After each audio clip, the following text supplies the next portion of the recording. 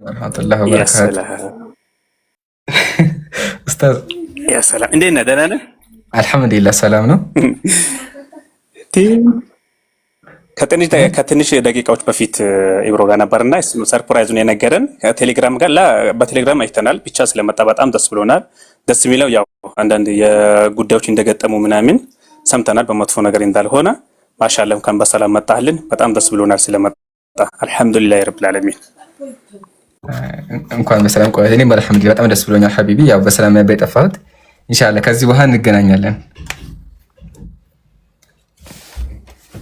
መርሐባ ኢንሻአላህ። በቃ እኛ ታችሁነን ቤቱን እንትን እንላለን ኢንሻአላህ። ሌሎች ወንድሞችም ታች ስላሉ ኢብሮ ማውዘክቶ ይመጣል ኢንሻአላህ። በቃ ሌሎች ሰላም ይበሉ። አሳውቀኝ ብሎ ነበር ጀማል ኢምሩ ሲመጣ ንገረኝ ብሎ ነበርና አንድ አፍታ አንዳችሁ ነገሩት። አይ ቲንክ ኦኬ ኢርሻዶችም አሉ ምናምን ሰላም በሉት። ከዛ ኢንሻአላህ ወደ ዋናው ፕሮግራማችን እንሄዳለን። አይ ኢንሻአላህ። ሰላም አለይኩም ወራህመቱላሂ ወበረካቱ። ወአለይኩም ሰላም ወራህመቱላሂ ወበረካቱ። ዌልካም ባክ ደጎት እንዴት ነህ? አነስ እንዴት ነህ ሐቢቢ? ሰላም ነው አልሐምዱሊላህ ደህና ነኝ። እንኳን ደህና መጣ። ያው ሁላችንም ጋራ ተናፍቀሃል ማለት ነው። አልሐምዱሊላህ ይሄን ቀን ላሳየን ማለት ነው። ላይክ 10 ደቂቃ ምናምን ራሱ በጣም ኤግዛይትድ ሆነን ስንጠብቅ ነበርና እንኳን ደህና መጣ ኢምሩ። ዌልካም ባክ። ኢንሻአላህ በደንብ ብዙ ስራ እንሰራለን ማለት ነው ወደፊት ኢንሻአላህ ሐቢቢ። ውይይትህን አይቼ ነበርና የሆነ ፓርት አልፎኛ። ቆይ ሌላ ጊዜ እናወራበታለን። የመጨረሻ ፓርት ላይ ትንሽ ያልገቡ ነገሮች አሉ። ታስረዳኛለሽ ሐቢቢ? አነስ የመጨረሻ ውይይት ላይ ትንሽ ከሙዘመም ጋር ያረከው ውይይት ሂስትሪ እኮ ይደገማል ይባላል። ከአንተ ከተፈጠረው ነገር ተፈጠረው። እኔም እየገረመኝ እሱ ነው አንደኛ። ሁለተኛ ደግሞ የወጣበት መንገድ በጣም አጂብ ነው። ቢያንስ እኔ ጋር ካስታወስክ እንትን ብሎ ነበር የወጣው። እኔ ጋር ሲወያይ ጥቅስ አበዛህብኝ፣ ወላሂ ቃል በቃል እንደዛ ነበር ካስታወሳችሁ፣ ጥቅስ አበዛህብኝ ብሎ ነበር የወጣው። ያንተም ግን አጂብ ነው። ብቻ ግን ኢንሻአላህ ሌላ ጊዜ ሪያክት እናደርግበታለን። ስላገኘሁ ደስ ብሎኛል ሐቢቢ። ወንድሜ ኢብራሂም ሰላም አለይኩም ብያለሁ። ወንድሜ ኤልያስ ሁላችሁም ገዝተላል። አውሩ ሐቢቢ ሐባይቢ አለሁ። ቀጥሉ። ወአለይኩም ሰላም ወራህመቱላሂ ወበረካቱ። ኢምሩ እንዴት ነህ? ሰላም ነው? እንዴት ነህ? ሰላም ነው አልሐምዱሊላህ። ወላሂ ናፍቀኸኛል በጣም ሀቂቃ። እንኳን ደህና መጣህ። ኧረ አንተም ጠፍተሃል በአላህ። እኔ እናንተማ እኩል ነን። አዎ ራይት ኦፍ ኮርስ እኔ እናንተ እኩል ነን። እንኳን በሰላም ቆየኝ ሐቢቢ። ያው ላይቭ ላይ ነበር ካለህን ገብቼ ነበረ። አዎ ላይቭ ላይ ነበርኩኝ። ማሻአላህ አንተ እንደውም ልክ ሰላ ሲለቅ አይቼው በጣም ደስ ብሎኝ ሰርፕራይዝ ያደረኳቸው ነበርና ከዛ 3 ሰዓት ሲሆን እንመጣለን ብለን ያው መተናል። ኢንሻአላህ ብዙ ነገር እንጠብቃለን ኢንሻአላህ። ከዚህ በኋላ ብዙ ስራዎችን እንሰራለን። ጀዛከላ ስላገኘሁ በጣም ደስ ብሎኛል። አላህ ያክብርልኝ። እዚህ ድረስ መተህ ፍቅርህን ስለገለጽክ ማለት ነው። ወንድሞችም እንደዚህ ሁላችሁም ቀጥሉ ሐባይቢ። ወንድሜ ፋሩቅ ኢልያስ ሰላም አለይኩም ወራህመቱላህ ኢምሩ። ወአለይኩም ሰላም ወራህመቱላህ። እንኳን ደህና መጣ። ሁላችንም በጣም ደስ ያክል በጣም ነበር ያፈከ ምናምን ነገር አላህ ይጠብቅ ምናምን። ቀጥሉ ሰላም አለይኩም። አሚን ሐቢቢ አንተንም ኢንሻአላህ። እሺ ጀዛከላህ ኸይር ጀዛ። በጣም በረከቱ ይሰማል ለምሲ? ይሰማል ኢልያስ። ሰላም አለይኩም ብያለሁ ኢምራን እንዴት ነህ? ወአለይኩም ሰላም ወራህመቱላህ። እንዴት ነህ አኺ? ሰላም ነው አልሐምዱሊላህ። እንኳን ደህና መጣ በድጋሚ ብያለሁ። ማሻአላህ በጣም ደስ ብሎኛል ወላሂ በጣም ማለት ነው ከምነግርህ በላይ። የንጽጽሩ አንበሳ ማሻአላህ አላህ ይጠበቀ እና እንኳን ደህና መጣ በድጋሚ። አሚን ጀዛከላህ ሐቢቢ። እናንተ ያላችሁ ማለት እኛ ግን ጀዛከላህ አላህ ያክብርልኝ። ሳላ ካለ ቤቱን ምራው ኢንሻአላህ። ግን አንዴ አዲስ ለገባችሁም ያው ትንሽ ላውራና ኢንሻአላህ ከዛ እንቀጥላለን አይደል? የሆነ ርዕስ ነገር እናንሳ ይቻላል። እሺ ርዕስ ይመረጥና እንደዛ ማድረግ እንችላለን። እስቲ ወንድሞች ሀሳብ ስተዋል እና ኢብኑ ቃፍ አይ ቲንክ አቡበከር ማን ገብቷል መሰለኝ። ፒኬም እንትን ብሏል። እንትን በሉና ጨርሱና ፕሮግራም እንጀምራለን ኢንሻአላህ። እንደዛ እናደርጋለን። ወአለይኩም ሰላም ወራህመቱላህ። ቀጥል ሐቢቢ። ባረከላሁ ፊክ። አላህ እንኳን በሰላም መለሰ። ያ ረፊቅ ሰፈር ሊነክቱብ ታሪከና ብለህ አስቀምጠዋል ባዮ ላይ ኢንሻአላህ። ልክ እንዳልከውም ሂስትሪ ዊል ቢ ሜድ ኢንሻአላህ፣ ታሪክ ድጋሚ የሚሰራ ይሆናልና አላህ ያበርታክ። ጀዛከላሁ ኸይር ሀቢቢ። አላህ እንኳን መለሰ ኢንሻአላህ። እናንተ እያላችሁም ማሻአላህ ብዙ ታሪኮችን እንሰራለን። አላህ ይጠብቅ ሀቢቢ። አቡበከር ሰላሙ አለይኩም ወረሕመቱላሂ ወበረካቱ። ወአለይኩም ሰላም ወረሕመቱላሂ ወበረካቱ። ሰላም ነው? እንዴት ነህ ሀቢቢ? ሰላም ነህ? አልሐምዱሊላህ አልሐምዱሊላህ። እንዴት ናችሁ? ሰላም ናችሁ? ሁላችሁም ገስት ላይ ያላችሁ ኢምሩ ማሻአላህ ጥሩ ነው። አልሐምዱሊላህ ያው ጥሩ ነው፣ ለኸይር ነው፣ ሁሉ ነገር ለኸይር ነው። ማሻአላህ እንደውም ከዚህ በኋላ ደግሞ አንዳንዴ ማቆሞች ነገር ሲኖሩ ጥሩ አይደለም፣ መንደርደሪያ ይሆናል ብዬ አስባለሁ። እንግዲህ ረጅም ጊዜ ነው ቪዲዮዎችም አይታዩም ምንም አይሉም አካውንተንትን ብለው ስለነበረ ምናምን፣ ግን ማሻአላህ ድምፅህን ስለሰማሁት በጣም ደስ ብሎኛል። እንግዲህ አላህ አንተንም ሌሎቻችሁንም አላህ ሁላችንም ይጠብቃችሁ። ቀጥሉ ኢንሻአላህ። አያ ሀቢቢ ጀዛከላሁ ኸይር ጀዛ። አይ ቲንክ 3 ወር 4 ወር ይሆናል ቪዲዮን እንትን ዲአክቲቭ አድርጌው ነበር አካውንቴ፣ ለዛ ነው ኢንሻአላህ። ከዚህ በኋላማ ኢንሻአላህ ብዙ ስራዎችን እንሰራለን። ያው ወንድሞችን ጋር በውስጥ እያወራ ነበር። ኢንሻአላህ ብዙ እቅዶች አሉን ከዚህ በኋላ ጀማ በሙሉ እዚህ ጋር ያላችሁ ወንድሞች እህቶቼ፣ ኢንሻአላህ በአላህ ፍቃድ ብዙ ስራዎችን የምንሰራ ይሆናል። ግን የጠፋሁባቸው ያስጨነቅኳችሁ ካለ በአላህ ስም አፉ በሉኝ። ወላሂ ያው መናገር ነበረብኝ፣ ያው ግን አክቹአሊ አውርቻችሁ ነበር ለወጣ መጨረሻ አካባቢ ላይቭ ስዘጋ ማለት ነው። ግን ያው ትንሽ ሀጃዎች ምናምን በስተው ጭራሹን አካውንቴ ዲአክቲቭ አድርጌው ነበር፣ ለዛ ነው። ግን ኢንሻአላህ ከዚህ በኋላ አለሁኝ ብዬ አስባለሁኝ። ኢንሻአላህ በቪዲዮ በዩቲዩብ እንዲሁም ደግሞ በዚህም የውይይት ጥሪዎችም እያቀረበ ኢንሻአላህ ብዙ ስራዎችን እንሰራለን። ወንድሞቼ እህቶቼ፣ ወንድም ሳላህ፣ ወንድም አቡበከር፣ ወንድም ሁላችሁም ጀዛኩም ገስት ያላችሁ በሙሉ ወንድሞቼ አላህ አክብርልኝ። ስላገኘኋችሁም በጣም ደስ ብሎኛል። ከስር ያላችሁ ወንድሞቼ በውስጥ ስደውሉኝ የነበራችሁም በሙሉ አላህ አክብራችሁ አስባችሁ በመጠየቃችሁ ማለት ነውና ኢንሻአላህ በዚህ እንቀጥላለን። ወንድሜ ሳላህ ካለ ሀሳብ ካለ እንዲሁም ወንድሞቼ ሀሳብ ካለ ኢብራሂም አውሩ ሀሳብ አንሱ ካለ ኢብሮ ቀጥል። ኢንሻአላህ አንድ ርዕስ እናነሳለን። ሀሳብ ካለ ኢብሮ ወደ ኢብራሂም እንሄዳለን። ምን ሀሳብ አለኝ? በጣም ደስ ብሎኛል። ብቻ ዴም አም ሶ ሃፒ ቱ ሲ ኦል ኦፍ አስ እንደዚህ ተቀምጠን በጣም ማየቴ ከሁሉ በላይ ሀቂቃ በጣም ደስ ብሎኛል እና አልሐምዱሊላህ ረቢል ዓለሚን። በቃ ከዚህ በላይ ምን አለ? አልሐምዱሊላህ ቁል ሙቱ ቢገይዚኩም። በቃ አላህ እንግዲህ እንደዚህ ነው ያለው። ምንም ሌላ ምለው ቃል የለኝም እና ሀቂቃተን በጣም ደስ ብሎኛል። እኔ ሁሉ ጊዜ እንደዚህ አንድ ሆነን ቁጭ ብለን በደንብ በቃ ስንሰራ ደግሞ በቃ የሌለ ከምንም በላይ ደግሞ ግርማ ሞገሳችንና አንድነታችንም ሲጠበቅ ነው ኃይልም የሚኖረን ማለት ነው። አላህም እንዳለው በቁርአን ላይ ያው የምንለያይበት ምክንያቱ ብዙ ነገር የሚያለያየን ማን ነው? ድካም የሚኖረው ስንለያይ ነው። እንደዚህ አንድ ሆነን ደግሞ ስንሰበሰብ ሀቂቃ ትልቅ ስራ ይሰራል። በጀማዓ ብዙ ነገር አለ እና አሁን ሀሳብ ምንድን ነው ከተባለ ምናልባት ያው ኢምሩ አይ ቲንክ ዛሬ ስለመጣ ሳላህ ምን ትላለህ? በዚህ ጠይቁን የሚል ፕሮግራም ብንጀምር መተው ቢጠይቁ። ኧረ ኢብራሂም ያው ስንት የሚያውቀው ነገር እያለ ጠይቁን ትላለህ በኋላ ወይ ደግሞ አዲስ ነገር ካለ አዲስ ነገር እኔስ እሱን ነው የምፈልገው። አዲስ ነገር ምን አለ የሚሉ ነገሮች እናውራ። አዲስ ነገር ቡም የሚያስብሉ ነገሮች ማለት ነው። እንደዛ ደስ ይለናል። ኢንሻአላህ ሳላ እንደዛ ምና ግን ማስባለሁኝ። እኔም አዳዲስ ያዘጋጀኋቸው በጣም አዳዲስ ነገሮች አሉና እነሱ ላይ ብናወራ ደስ ይለኛል። ምን ትላላችሁ?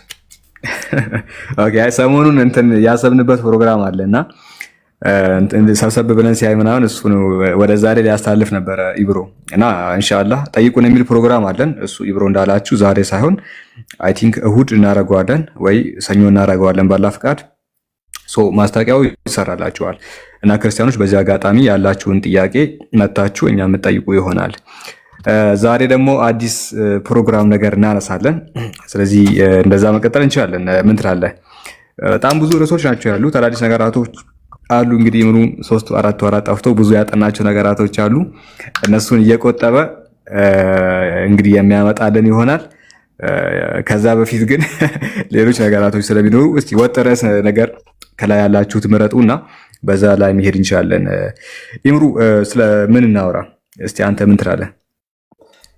የትኛው ሲወራ እኔ እሺ በእኔ ሀሳብ ከሆነ ማለት ነው ሁላችሁም ገስት ላይ ያላችሁ በሙሉ ምን አዲስ ነገር አለ የሚለው አዳዲስ ነገሮች ምን እንደተፈጠሩ ብናወራ፣ አንደኛ ምሳሌ አዳዲስ ሀሳቦች ተነስተው ነበር እነሱ ላይ። ከዛ ደግሞ ከፈቀዳችሁልኝ አንድ ገድል አነባለሁ ዛሬ። ያው እኔና ገድል አንለያዩም ታውቃላችሁ።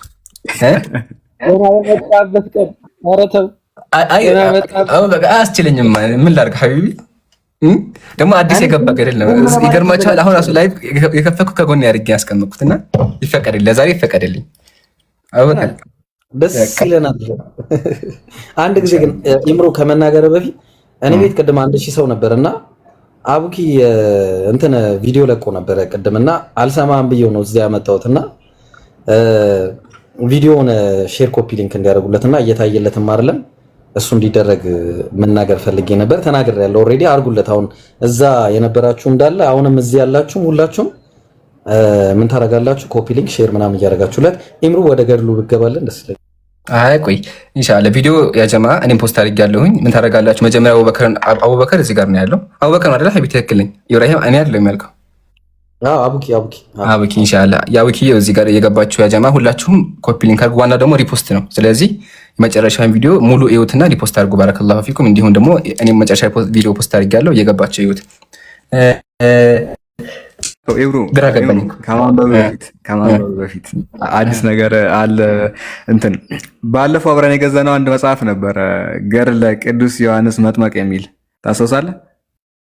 ገድለ እኔ እንጃ ያንተ ነው እስቲ እኔ እሱ መጽሐፍ ተወግዘዋል። ያለን ገር ብዬ ነው። አንድ ተቀንሷል። ጥያቄዎች ሲነሱ አንድ ባንድ እየተለቀሙ ነው። እስኪ ይህንንም እናንሳና ውሳኔያቸውን የሚያሳውቁን ይሆናል። ያው የሚያወግዙት እኛ እዚህ ጋር ጥያቄ ስናነሳ ነውና እስቲ ሁኔታውን እያየን ብዙ የምናስወግዛቸው ገድላትና ድርሳናት አሉ። አሁን መጽሐፍ ቅዱስም እየተወገዘ ነው። እነዚህ ፖይንቶች ላይ እስኪ እናወራለን። አዲሱን ሀሳብህን ይምራን መቀጠል ትችላለህ። ሁላችንም ሪያክት እናደርጋለን። አይ ሀቢቢ ግን ማለት ነው አሁን እኔ ዘልዬ ይሄን ከማነብ ማለት ነው የሆነ እንትን የሚሆነ ዝም ዘልዬ ከምጋብበት ማለት ነው የሆነ ማማመቂያ ነገር ካላችሁ እናንተ ብትጀምሩ አይሻልም? ኧረ ከአዲሱ ይሻላል እባክህ አይሻልም? እሺ ከአዲሱ ከሆነ ማለት ነው ከምን ልንጀምር መሰላችሁ? አሁን አንደኛ ያዘጋጀው ለዛሬ እዚህ መጽሐፍ ላይ ብቻ ዛሬ ላሳያችሁ የፈለኩት፣ ከዛ ኢንሻአላህ እንቀጥላለን። እዚህ መጽሐፍ ላይ ማለት ነው 5 ነገሮችን አሉ። አንደኛ ስለ ሴቶች፣ ሁለተኛ መጥፎ ነገር ወይም ደግሞ የሆነ ብልግና ነገር፣ ሶስተኛ ደግሞ ስለ አበላል የሚያወራ፣ አራተኛ ደግሞ ስለ ግድያ የሚያወራ አለ። ከየትኛው ልጀምር? ሳላ ወንድም ኢብራሂም ከሐሳብ ቅድመ ተከተል ስላለው ከዚህኛው ጀምርና ወደዛኛው እንሄዳለን። ከየትኛው? ቅድሚያ ለሴቶች በጉልበት ልግባ። ኢብራሂም ካለ አለ ነው። ሰላም ይሰማል? ወአለይኩም ሰላም ወራህመቱ ይሰማል። ሀቢቢ ኢምሩ እንዴት ነህ? ደህና ነው ወይ? እንደምን አለ? እንዴ በጉልበት ልግባ? እንደዚህ እንዴት ነው? ልፈነዳ ደረስኩ እኮ በቅናት ራሱ። ይኸው መጥፋት ባያስደስተንም ኢንሻአላህ መምጣት ከፋራ ሆኖና ኢንሻአላህ ከፋራ ይሆናል፣ ከቅጣት ድናል። አላህ ከዓይንና ስም ካፈና ስም ይጠብቃችሁ ያ ረቢ ኢንሻአላህ። ካላ በታች የኛ ኩራቶች የኛ ድምቀቶች ማሻአላህ አለይኩም ጀዛኩሙላህ ኸይረል ጀዛ። እንኳን በሰላም መጣልን ኢምሩ። ግን ድጋሚ እንዳይደገም ኢንሻአላህ ከባድ ማስጠንቀቂያ። አሚን ኡስታዝ። አይ ኢንሻአላህ ከዚህ በኋላ በአላህ ፍቃድ አለሁኝ። ያው ነገሮች ተመቻቸውን ኢንሻአላህ አልጠፋም። ጀዛከላህ አላህ ያክብርልኝ። ድምጼ ይሰማ አይደለ? ቀይ ነገር አበራብኝ። ብቻ አሳውቀን ኢንሻአላህ ማለት ከሐሳብም ከምንም እንድንድን አሳውቀን ኢንሻአላህ። አረ ኢንሻአላህ ከዚህ በኋላ አታስቡ። እዚህ በላይቭም በቪዲዮም በዩቲዩብም አለን ኢንሻአላህ። አታስቡ እሺ። በአላህ ፍቃድ አላህ ባገዘን አለን ኢንሻአላህ። አላህ ይጠብቃችሁ ያ ረቢ ኢንሻአላህ። ጀዛኩሙላህ ኸይረል ጀዛ። አላህ ያክብርልኝ። ወይያክ አላህ ያክብርልኝ። እሺ ሳላለሁ። እሺ ኢብራሂም ከሴቶች ጀምረልኝ ብሎኝ ነበር አይደለ? እሺ ትክክለኛ ኢብራሂም ምን ነው ዝም ማለት? ቅድሚያ ለሴቶች እንዴ ምን ሆነ ነው? በቃ እንደዛ ከሆነ አንተ ነህ የምታነበው። እሺ እሺ ያ ጀማ መጽሐፉን እስቲ አንብብላችሁ ርዕሱን ገድለ አቡነ አቢብ ሀቢብ አይደለም ሀቢብ ናቸው። እሺ ያው ገድለ አቡነ እሺ ከዋነኛው ብራና የተገለበጠ ማሻአላህ። ስለዚህ ኦሪጂናሉ በቃ ከግዕዙ ቃል በቃል የመጣ ነው፣ የቤተ ክርስቲያን መጽሐፍ ነው። እሺ አሁን ወደ እንትኑ እንምጣና እሺ ይሄን ተነብልኛለህ። ቢጫ ያለበት በእኛ በሴቶች እግዚአብሔር ቅድስና የሚያወርድ ከሩቅ ጎዳና ጠቅሶ የሚያመጣ ሰይጣን ስላለብን እውነት በእውነት እልሃለሁ አረላሽ ታሪኩ ገብቷል። መጀመሪያ ይብሩ ሰይጣን አሁን ያጀማ ሴቶች ሰይጣን እየተባላችሁ ያላችሁት ሰይጣን ልንገራችሁ። አሁን ከዚህ በኋላ የምታዩት እዚህ ጋር ማለት የምታዩት ላይ ማለት ነው ሰይጣን መሆን ይሻላል ትላላችሁ። ሰይጣን መሆን ይሻላል። ሰይጣን ጅማሮ ነው። እሺ ሰይጣን ጅማሮ ነው። አሁን ኢብራሂም አለ አለ። እሺ ታሪኩ መሰለ በጣም አጅብ ታሪክ ነው ወላሂ። ታሪኩ ሰውየው የቤተ ክርስቲያን ቄስ ነው። እሺ ጳጳስ ነው። የቤተ ክርስቲያን ዋና ጳጳስ ነው። ጳጳሱ የሆነ ቆንጆ ሴት አለችና እርጉዝ ማርገዝ ትፈልጋለች እና እሷም ጻድቅ ናት። ከዛ ወደ ቤተ ክርስቲያን ስትመጣ ትነግረዋለች ችግሯን። ከዛ በኋላ እኔ ጋር ተኝ ይላታል። ገባህ? ከዛ እሷ ደግሞ እባክህን ይሄው ለፈጠው ቤተ ክርስቲያን ውስጥ ነው። ከዛ እባክህ ምን አለችው? እዚህ ጋር ሴቶች ሰይጣን አለብን አለችው። ጻድቋ ማለት ነው። እሺ አሁን ቀጥልኝ። አሁን ዋናው ይሄ ነው። እሺ ከየቱ ጋር ነው ጀምረው? ቁጥር 8 ላይ ቁጥር 8 የአባቶቻችን መጽሐፍ ሴት እውነት የምትናገርና የምትመክር የምትማር መስላ ተንኮለኛ እናንተ ተንኮለኞች ስራዋ አይታወቅም ማለት ከሴት ጋር እንደ ላይ ተቀምጦ ከመጫወት ለዘላለም በሳት ላይ መቀመጥ ይሻላል። አቤት አቤት። ልቀጥል። እርሷ ወደ ዘላለማዊ ሞት ታደርሳለች ብለው የነገሩንን አስብ አባቴ ሆይ። ልቀጥል። አሁን እዚህ ጋር ቁምና እንዴ እዚህ ጋር ፍሬን ያዝልኝና ስለዚህ እየተባለ ያለው ምንድነው? አባቶች የቤተክርስቲያን አባቶች ምንድን ነው ያሉት? እንግዲህ ይሄ የቤተክርስቲያን አባቶች ንግግራቸው በመጽሐፍ ተመልከቱ። የአባቶቻችን መጽሐፍ ነው ያለው። ስለዚህ አባቶች ብለው ያስተምራሉ ሴት ልጅ ተንኮለኛ ስለሆነች እሷ ጋር ተቀምጠ ከምትማርና እሷ ከምታወራ 18 ዓመት በእሳት መጠበስ ይሻላል። ኢብራሂም አሁን እዚህ ጋር አንድ ሴት ክርስቲያን አስገብተ ከምታወራት ይልቅ አንድ ጊዜ ከምታወራት ይልቅ 18 ዓመት በእሳት ጥብስ ብትሆን ይሻላል ይላልና ሴቶች ምን ያክል የተጠሉ እንደሆነ በክርስትና ይልኝ። አሁን ውጭ ላይ ከሆነ ሴቶች ቤተክርስቲያን ይሄዳሉ ምናምን አይደለ? ግን አባቶች እንደዚህ ይጸየፋቸዋል ማለት ነው። ተስማማ? ሂድበት። ተስማምተናል። ጉድ እኮ ነው። እሺ ከፍ አድርግልኛ። እሺ ቢጫውን ደግሞ አንብብልኛ። ቢጫው እንግዲህ ነው። እሺ በመንግስትም ሰማያት እንደሆነ እውነተኛውን ሕግ የማንጠብቅና የማናስብ ከፍጥረቱ ሁሉ የተለየ ሰይጣን ነን። አላህ ሙስተዓን። ቀጥል። እሺ እንጂ ሰው እንዳንመስልህ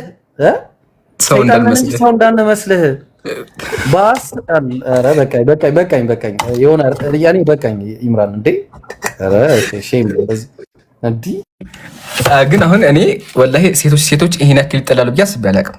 ወረበል አስበው ሴትን ልጅ ሰይጣን ናት ነው እንድትናገር ለማድረግ ማለት ነው።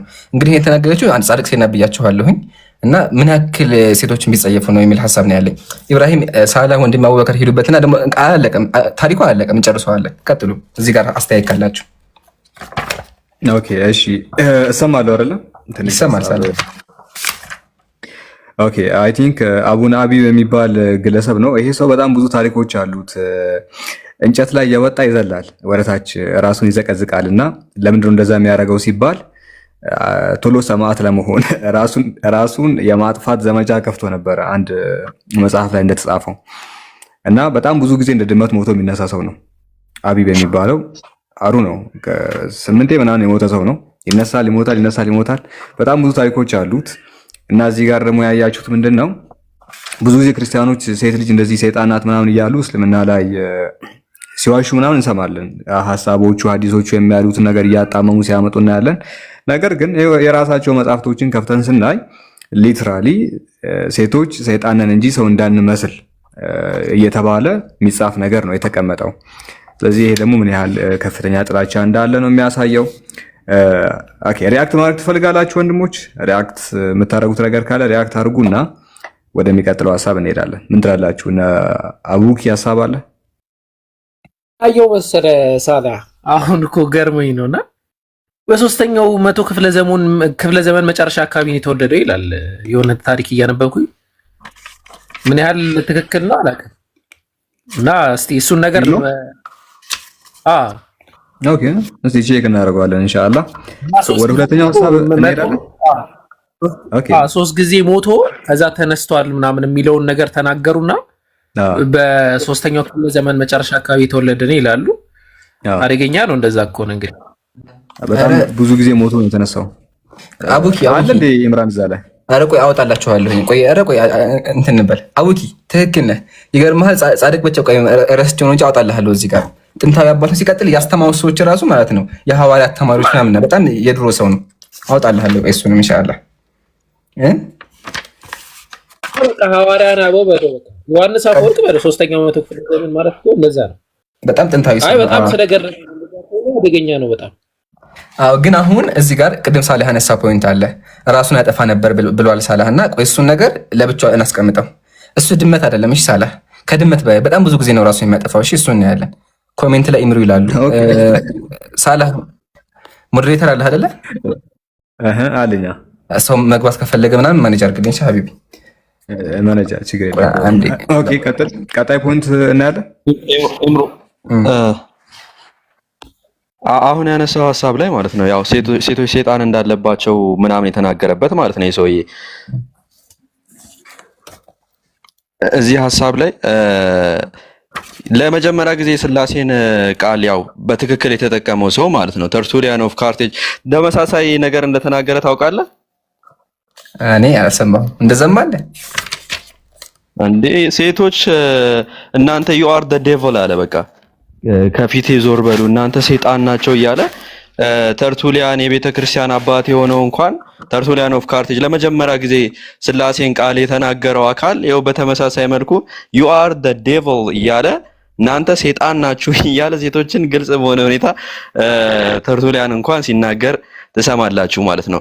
የቤተ ክርስቲያን አባቶችም ጭምር ለሴቶች ያላቸው ዲስሪስፔክት በቃ ሚለካ አይደለም። ራሱ አላህ ምስክሬ ነው ሶል አላቸው ወይ ሴቶች እየተባለ የሚከራከሩበት ነበረ። ሶል ማለት ነው ዩሲ ካውንስል ምናምን ቁጭ ብሎ ይከራከሩ ነበረ ሴቶች ሶል አላቸው ወይ ያሉና ሰይጣን ናቸው የሚለው ተራ ነገር ነው። አሁን እዚህ ጋራም ተርቱሊያን ዴቭል እያለ ሲገልጻቸው ትመለከታላችሁ። ይሄ አገላለጽ ሴቶች በመጽሐፍ ቅዱስም ሆነ በመጽሐፍ ቅዱስ አልኩኝ ቤተክርስቲያን አባቶች ዘንድ የተለመደ አገላለጽ ነው እና እንዲህ ነው የምትገለጹት ማለት ነው ፌሚኒስት ሴቶች ካላችሁ ክርስትና ውስጥ ማለት ነውና ቀጥል ይምሩ።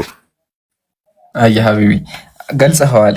ያ ጀማዓ ግን አስተውላችሁ ከሆነ ቅድም ኢብራሂም ያነበበልን ላይ አይታችሁታል በደንብ ብዬ አስባለሁ። የአባቶቻችን መጽሐፍ እንደሚለው ነው የሚለው።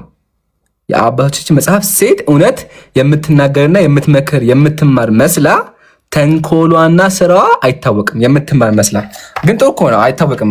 ክርስቲያኖች እዚህ እየመጡ የሚማሩ ይመስሉና ገባችሁ አይደለ? እዚህ ይገቡና ግን የሚማሩ ሊያጭበረብሩ ሊማሩ አይደለም የሚማሩ መስለው አለ የሚማር መስላ ተንኮሏን ስራዋ አይላለም። በእሳት ላይ መቀመጥ ይሻላል። በእሳት መጠበስ ይሻላል ነው። ምን ያክል ከባድ እንደሆነ አስቡት። አዎ ኢብራሂም እናለኛ አለ ኢብራሂም አለው ግን ቆይ አንዴ ሌላ ከማስነበበ በፊት እኔ የመጽሐፈ ጨዋታ ላይ ታስታውስ እንደሆነ ያየነው ያኔ እንትን ነበረ። ይሄ ምንድነው ከገጣባ አህያ ጋር ነበረ እንትን ያለው ታስታውስ እና ከእንደዚህ አይነት ሴት ጋር ከመሆን ገጣባ አህያ ይሻላል ምናምን የሚል ጭራሽ ባስ ያለ ከሰይጣን ጋር ገጣባ አህያ ይሻላል ነበር። ኧረ ቢስሚላህ ኧረ ኢምራን ሼም እሺ ቀጥል። የገጣባው መውጣት አለበት ኢብራሂም። እሱን ካገኘህ አውጣው። አንተ ታብሌት አልያዝኩም እኔ ካለ እንትን በሉ የሆነ ሰው እስቲ ወይ ደግሞ እዚህ በስልኬ ማውጣት ከቻልኩ አውጣው። ቀጥል እሺ ቀጥል አንተ። እኔም አውጣላለሁ ኢንሻአላህ። ግን አሁን ይሄን አንብበዋል ነው ገጣባ ሴት ይላችሁ ገጣባ አህያ ነው አይደለም እንጂ ኢብራሂም እንደዛ እኮ አይደለም የሚለው እኮ እንትን ነው። ቤትም አልጋ ላይ የምትቀመጥ ሴት ከገጣባ አህያ አትሻልም ነው የሚለው። አስተውሉ። ስለዚህ አልጋ ላይ መቀመጥ የለባቸውም ሴቶች። አልጋ ላይ ከተቀመጡ ገጣ ባህያ ይበልጣቸው። ገጣ ደግሞ አህያ እኮ አይደለም፣ ተራ አህያ ሳይሆን ገጣ ባህያ ነው የሚበልጣቸው። ከባድ ኬዝ። እሱ ሲመጣ እናየዋለን። እሺ አሁን ይሄን አንብብልኝ። እሺ ቁጥር 11 ይላል። ፉትቦል ብሏል ሰውየው ሲጀምር። እንደዛ ብስቅ ደስ ይለኝ ነበር ወላሂ። መጽሐፍ አለ ሴትን በተመለከተ በተመለከቷት ጊዜ አለ መጽሐፍ ይመለከታል እንዴ? እሺ ሴትን በተመለከቷት ጊዜ እሺ የሴት መልኳ ጽድቅን ያጠፋል እንዴ? ዳግመኛም ስጋችሁን ምንድን ነው የሚለው? ያይዳል ነው የሚለው አይደለ? ነፍሳችሁን ያይዳል፣ ነፍሳችሁንም የሚገድል ሰይጣን አለባቸውና በጸብና በለቅሶ ቀን ከሴቶች ጋር አትጨመሩ። እንዴ ኧረ ከባድ ነው ወላሂ። እሺ እና ሴቶችን ይጨቁና ይላሉ። ግን እዚህ ጋር የምትሰሙ ክርስቲያን ወገኖች እባካችሁ ሴቶች ያላችሁ ደግሞ ወንዶችም ካላችሁ እናት አላችሁ እህት አላችሁ አይደለ? በደንብ አዳምጡ። ቤተክርስቲያን አባቶች ምን ያክል ሴቶች እንደሚጠሉ ተመልከቱ። ሴት ልጅ ሰይጣን አለባት፣ ሴት ልጅ ጋር አትቀመጥ፣ ሴት ልጅ ጋር ከምትቀመጥና እሷን ከምታስተምራት 18 ዓመት በእሳት መጠበስ ይሻል ነው። ምን ያክል ቢጠሏት ነው? 1 ዓመት አይደለም 18 ዓመት ይላልና ከባድ ነው። ይሄን በዚህ ንዝጋው። ወንድሞች ወንድሜ ሳላ ወንድሜ አቡኪ ኢብራሂም ሐሳብ ካለ በደንብ ሄዱበት አነስ ይላል። ከዛ በኋላ ኢንሻአላህ ሌላ ደግሞ እናነሳለን። ወንድሜ ሐመድ ሰላም አለይኩም ብያለሁ። ቀጥሉ። ገጣባውን ላውጣላችሁ።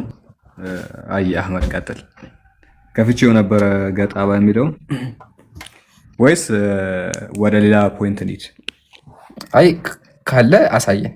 ስለሚያስቃ እንዲያስቅ ገጣባ ምን እንደሆነ ባላቅም ስድብ ነው። ገጣባ አህያ ማሳለ ቆዳ እንትን የሆነ ማለት ነው። ፀጉር የላት የሆነ ፀጉሯ የተበላ ቁስል ያለባት ማለት ነው። ኦኬ ዳስ ጉድ። እሺ ቆይ ዙም እያደረኩ ነው። እሺ መጽሐፈ ጨዋታ ስጋዊ መንፈሳዊ አይ ቲንክ ምዕራፍ 2 ላይ ነው። ካልጋ ላይ ከምትውል ሴት ይላል። ካልጋ ላይ ከምትውል ሴት ወይዘሮ ገጣባ አህያ ይሻላል። ገጣባ አህያ ይሻላል። እንግዲህ ገጣባ አህያ ኢምራን እንደነገረን ፀጉር ያሌላት አህያ ወይ ደግሞ ፀጉሯ ተበልቶ ያለቀ አህያ እንደማለት ነው። ስለዚህ ምንድነው አልጋ ላይ የሚውል ወንድሳ ምንድነው ነው ሁክሙ? ሴቶች ገጣባ ከተባሉ ወንዶች ምንድናቸው ነው? እና ለማንኛውም ይሄን ይመስላል። እሺ ቀጣይ ሳልህ አንዴ ወይዘሮ ገጣባ ምን አስፈለገ? ወይዘሮ ገጣባ አህያ ማለት አይ ቲንክ ወይዘሮ የሚለው የወዱ ገረና ምንድነው ወደዚህ ነው የሚመለሰው መሰለኝ። ኦሮምኛ ቃል ገባኝ። ቆይ አንዴ ስለዚህ ከፈል ሴት ወይዘሮ መሰለኝ ወይስ ወደዚህ ነው የሚመለሰው? በአማርኛ እንትን ወይዘሮ ወደዚህ ነው ወደዚህ ነው የሚመለሰው? ወደዚህኛው ነው የሚመለሰው። ወደዚህ ሴት ወይዘሮ። ስለዚህ ገጣባዎቹ ነሱ። እሺ ኦኬ ይሄው ይምራል። አይ በቃ አሁን ተመልሶልኛል። ግን አሁን ሳላ ማሰብ ያለብህ ኖርማል አህያ አይደለም። ኖርማል አህያ ሳይሆን አሁን እቺ አህያ ብላችሁ ሰራት ኖርማል አህያ ሳይሆን ቁስል ያለባት በቃ ቆዳዋ ያለቀ አህያ ናት። ገባችሁ? ስለዚህ ሴቶች የምትወዳደሩት ከኖርማል አህያ ጋር ሳይሆን ከታመመች አህያ ጋር የምትወዳደሩት መጽሐፋችሁ እንደሚለው ከሆነ ቀጥል ሳላ። በጣም ከባድ ነው። እሺ አይ ቲንክ የመጽሐፍ በጣም የተመታ መጽሐፍ ነው።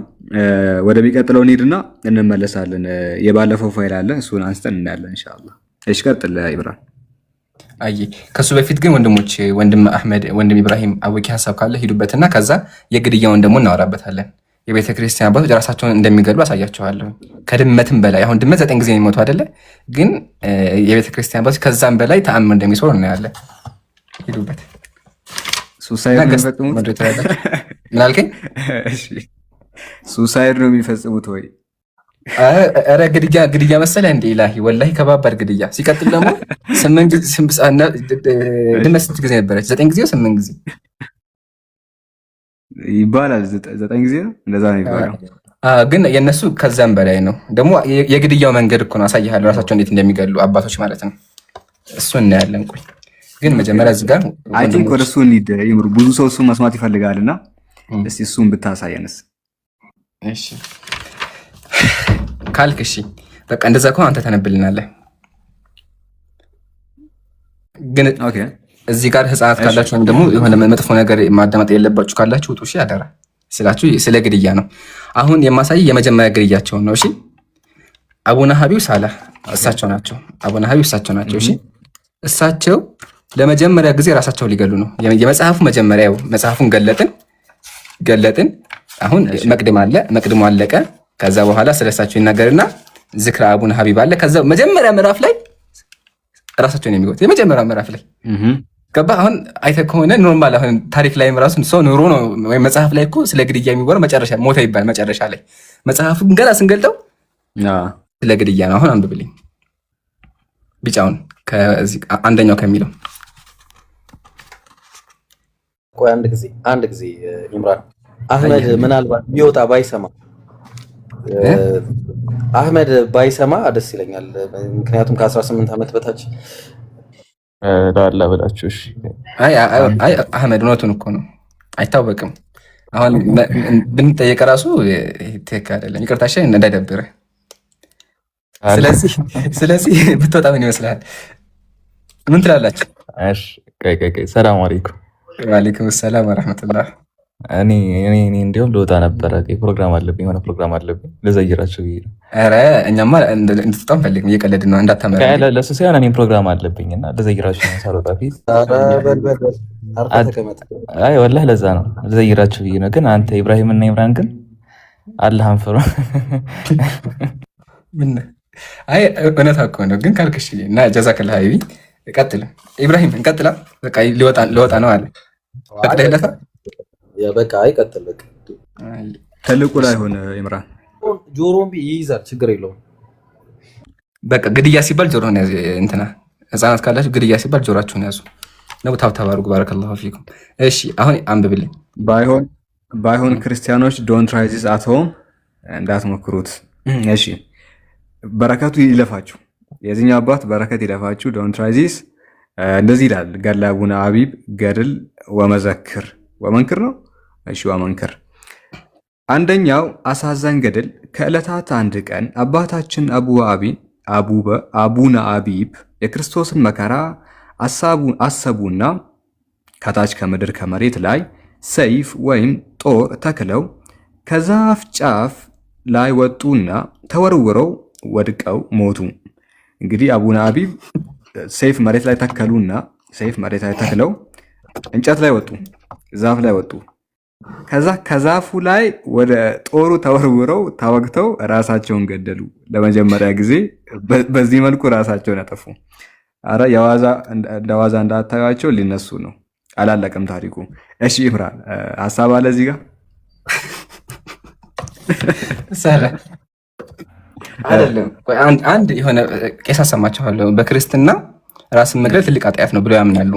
ቪዲዮን አውጣላችኋለሁ። አሁን ግን ከሱ በፊት ቆይ ኢማጂን ጦር ተክለው ማለት ነው። ጦር ተክለው ሲወረወሩበት ትርትር እኮ ነው። ኧረ ኢላሂ የሆነ የሞርታል ኮምባት ጌም እንትን ትዝ አለኝ። ላይ ጌም በለው በቃ ሆነ ተራ አይተዋል። ደግሞ ጦር ተክለው ጦር ሰይፍ ተክለው አለ ከላይ ወጥተው ውርውር ነው ያሉበት። አባት ናቸው። ከዛ ቀጥሎ ችግር የለውም። ይሄ ቀላል ነው። ቀጥል ችግር የለውም። እሺ እንደዚህ ይላል። ቀጣይ እመቤታችን ማርያምም መላእክትን አስከትላ መታ ሰላም ለከ አቢብ ፍቅርዬ አለቻቸው። ፍቅርዬ ነው። እሺ ፍቅርዬ አለቻቸው። በነናቸውም አፈፍ ብሎ ተነስቶ ሰላም ለኪ ንግሥተ ሰማይ ወምድር ብሎ ተናገረ። ያ የሞተው አሁን ብድግ ብሎ ተነስተዋል። ፍቅርዬ ስትለው የፈጠነ ተነስቶ እንዴት ነሽ? ያው መጽሐፉ ነው ያለው። እንዴት ነሽ? ሰላም ነው ወይ? ፒስ ነው ወይ እያለ ነው። እሺ እንቀጥል። ሞቷል ነበር እንዴ? እንዴት ነው የተነሳው? እሺ ይህን እዚህ ጋር ይብቃን። ሳላ ይሄ የመጀመሪያው ግድያ ነው። ኦኬ ስለዚህ አሁን አንዴ እየመዘገብን መዝግቡ፣ ኮሜንት ላይ መዝግቡ። እሺ ስለዚህ አቡነ ሀቢብ ታላቁ የቤተ ክርስቲያን አባት ራሳቸውን የመጀመሪያ ጊዜ ያጠፉት መቼ ነው? መጀመሪያ ሰይፍ ተክለው ራሳቸውን ወርረው አንድ ጊዜ አጥፍተዋል። ከዛ ማርያም መታ ፍቅር ስትላቸው ተነስተዋል። ትክክለኝ ተግባባን ሳላ እዚህ ጋር። ስለዚህ እዚህ ጋር ፍቅር ሲባሉ ተነሱ አይደለም? እሺ አሁን ደግሞ ሁለተኛ። እሺ አንብብ። ከላይ ጀምሬ ነው ወይስ መሃል? ቁጥር 12 ጀምረ። ጌታችን ኢየሱስ ክርስቶስም ስለኛ ብሎ ወደ ተሰቀለበት ቦታ በደረሰ ጊዜ የክርስቶስን መከራ እያሰበ ከዚያች ከወጣባት ዛፍ ላይ ትንሽ ብለር ያደርጋል። ከእንደገና ላንብብላችሁ። ጌታችን ኢየሱስ ክርስቶስም ስለኛ ብሎ ወደ ተሰቀለባት ቦታ በደረሰ ጊዜ የክርስቶስን መከራ እያሰበ ከዚያች ከወጣባት ዛፍ ላይ ዘወትር ራሱን ወደ ታች ይወረውር ነበር። ከዕለታት በአንድ ቀን ሰይጣን በዚህ ቀንቶ ሊገድለው ፈልጎ ገደለውና ሞተ። አሁን ደግሞ ሰይጣን ገደለው። ቆይ አንዴ እዚህ ጋር ያሳቀኝ ያልገባኝ ነገር አንድ ላንብብልህ። ማለት አዳምጥ ሰላት። ከዕለታት በአንድ ቀን ሰይጣን በዚህ ቀንቶ ሊገድለው ፈልጎ ገደለውና ሞተ። ምን ማለት ነው? አልገባኝም። ሰይጣን ቀናበት ከዛ ገደለው። ቆይ አንዴ ቆይ የክርስቶስን መከራ እያሰበ ከዚያች ከወጣባት ዛፍ ላይ ዘወትር ራሱን ወደ ታች ይወረውር ነበር። በየቀኑ ምን ያደርግ ነበረ? ዛፍ ላይ ይወጣል፣ ሰይፍ ይተክላል፣ ይወረወራል ሁልጊዜ። ስለዚህ ሁልጊዜ ምን ያደርጋል? ዛፍ ይወጣል። በዛፍ ከወጣ በኋላ ሰይፍ ላይ ይወረድ ትርትር ብሎ ይሞታል። ሁልጊዜ ይተረተር ነበር። እሺ ከዛ እዚህ ጋር ተመልከት፣ ሁልጊዜ ሞት ነበር። ግን እዚህ ጋር የሚለው ከዕለታት በአንድ ቀን አለ ሰይጣን ቀንቶ ሊገድለው ፈልጎ ገደለውና ሞተም ማለት ነው። ሊገድለው ፈልጎ ገደለውና ድሮ ራሱን እየገደለ ነበር እንዴ? ገብቶሃል? እሺ ቀጥለው። ለማንኛውም ኦኬ እሺ ጌታችን መድኃኒታችን ኢየሱስ ክርስቶስ ጌታችን መድኃኒታችን ኢየሱስ ክርስቶስም አስነስቶ ባረከውና አስቀመጠው፣ እንዲህም አለው ከእንግዲህ ወዲህ በቃ። ስለዚህ ሁለተኛ ጊዜ ተነሳ ማለት ነው። ብለር ያረጋል። ስለዚህ ሁለተኛ ጊዜ ተነሳ ማለት ነው። ኔትወርክ ነው መሰለኝ። እሺ የማን ነው ኔትወርክ? አንዳችሁ የኔ ኔትወርክ መሰለኝ። የከፈትከው ካሜራ ብለር ያረጋል። እኔ ጋር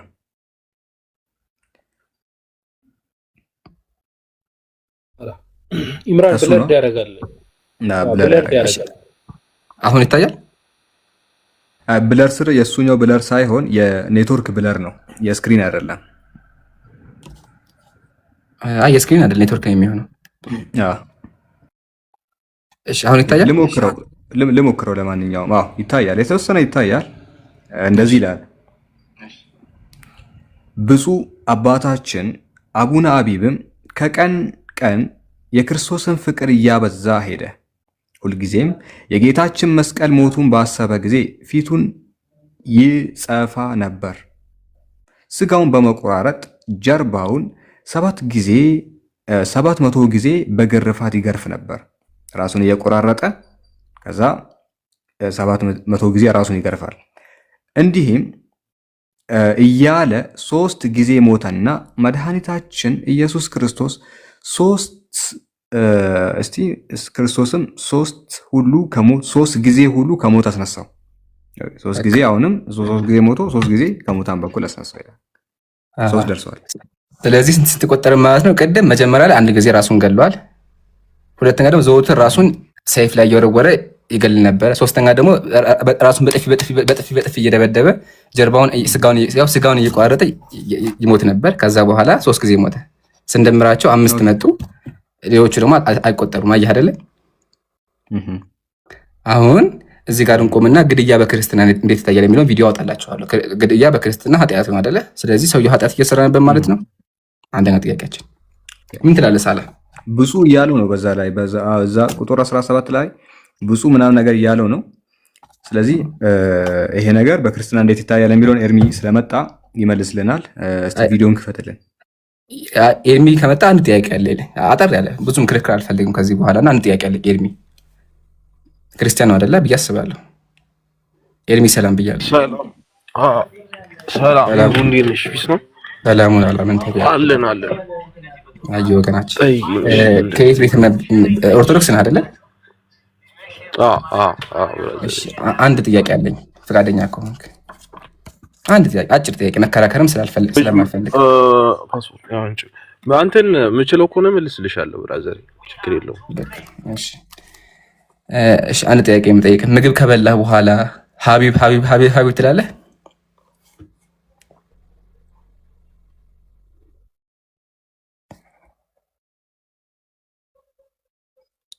ጥያቄ ጠይቄያለሁ። ደግሜ ልጠይቅ? ምግብ ከበላህ በኋላ እሺ፣ ደግሜ ልጠይቅ። ወገናችን ኤርሚ ምግብ ከበላህ በኋላ ሀቢብ ሀቢብ ሀቢብ ሀቢብ ሀቢብ ትላለህ አትልም? ሀቢብ ሀቢብ ሀቢብ ሀቢብ ትላለህ አትልም? እሺ በቃ አሁን አለማለት ስህተት ነው። እሺ ተሳስተሃል ወገናችን። እስካሁን እንግዲህ ኦልሞስት 20 ዓመት ይሆናል ብዬ አስባለሁ፣ ግምት ነው።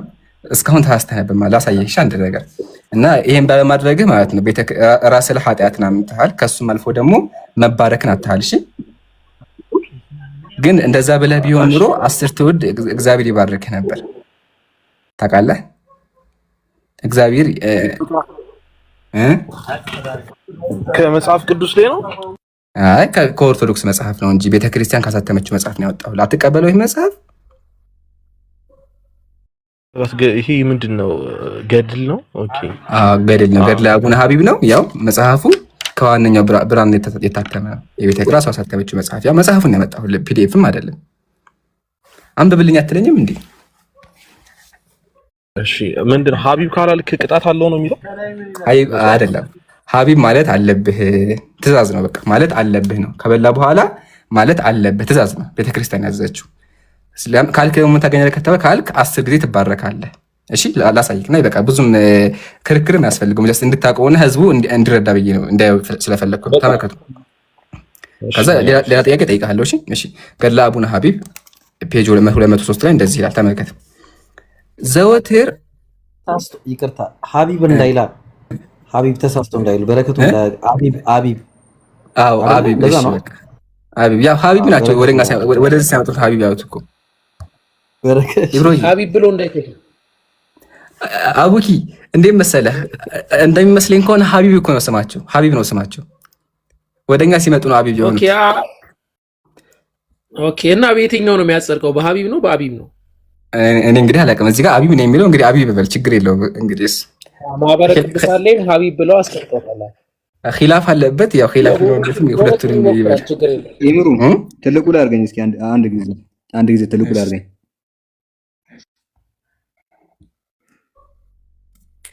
ቅዱሳት በዓላት ጥምቀት ጥቅምት 22 ወንጌላዊ ቅዱስ ሉቃስ እረፍቱ ነው። ጥቅምት 25 ደግሞ አቡነ ሀቢብ አረፈ። አቡነ ሀቢብ ነው። ስለዚህ ሀቢብ ቢልም ችግር የለውም ነው። ያው ሀቢብ ላሳየ ነው ችግር የለውም ለማለት ያህል ነው። ስለዚህ ኺላፍ የለበትም። ሳላ እኔ ኺላፍ ያለበት ነበር የመሰለኝ። አይ መሐለል ኺላፍ ሀቢብን ብትል ችግር የለውም። ፈትዋ ስጡንና በቃ ፈትዋ ሰጣችሁ ቀጥሉ። በዛው ፈትዋ ስጡበትና ኢምራን ፈትዋ አንዴ ፈትዋ ስጡበትና ቀጥሉ። ኢብራሂም አቤት ተቋረጥክ እንዴ ኢምራን? ትልቁ ላይ ይሁን።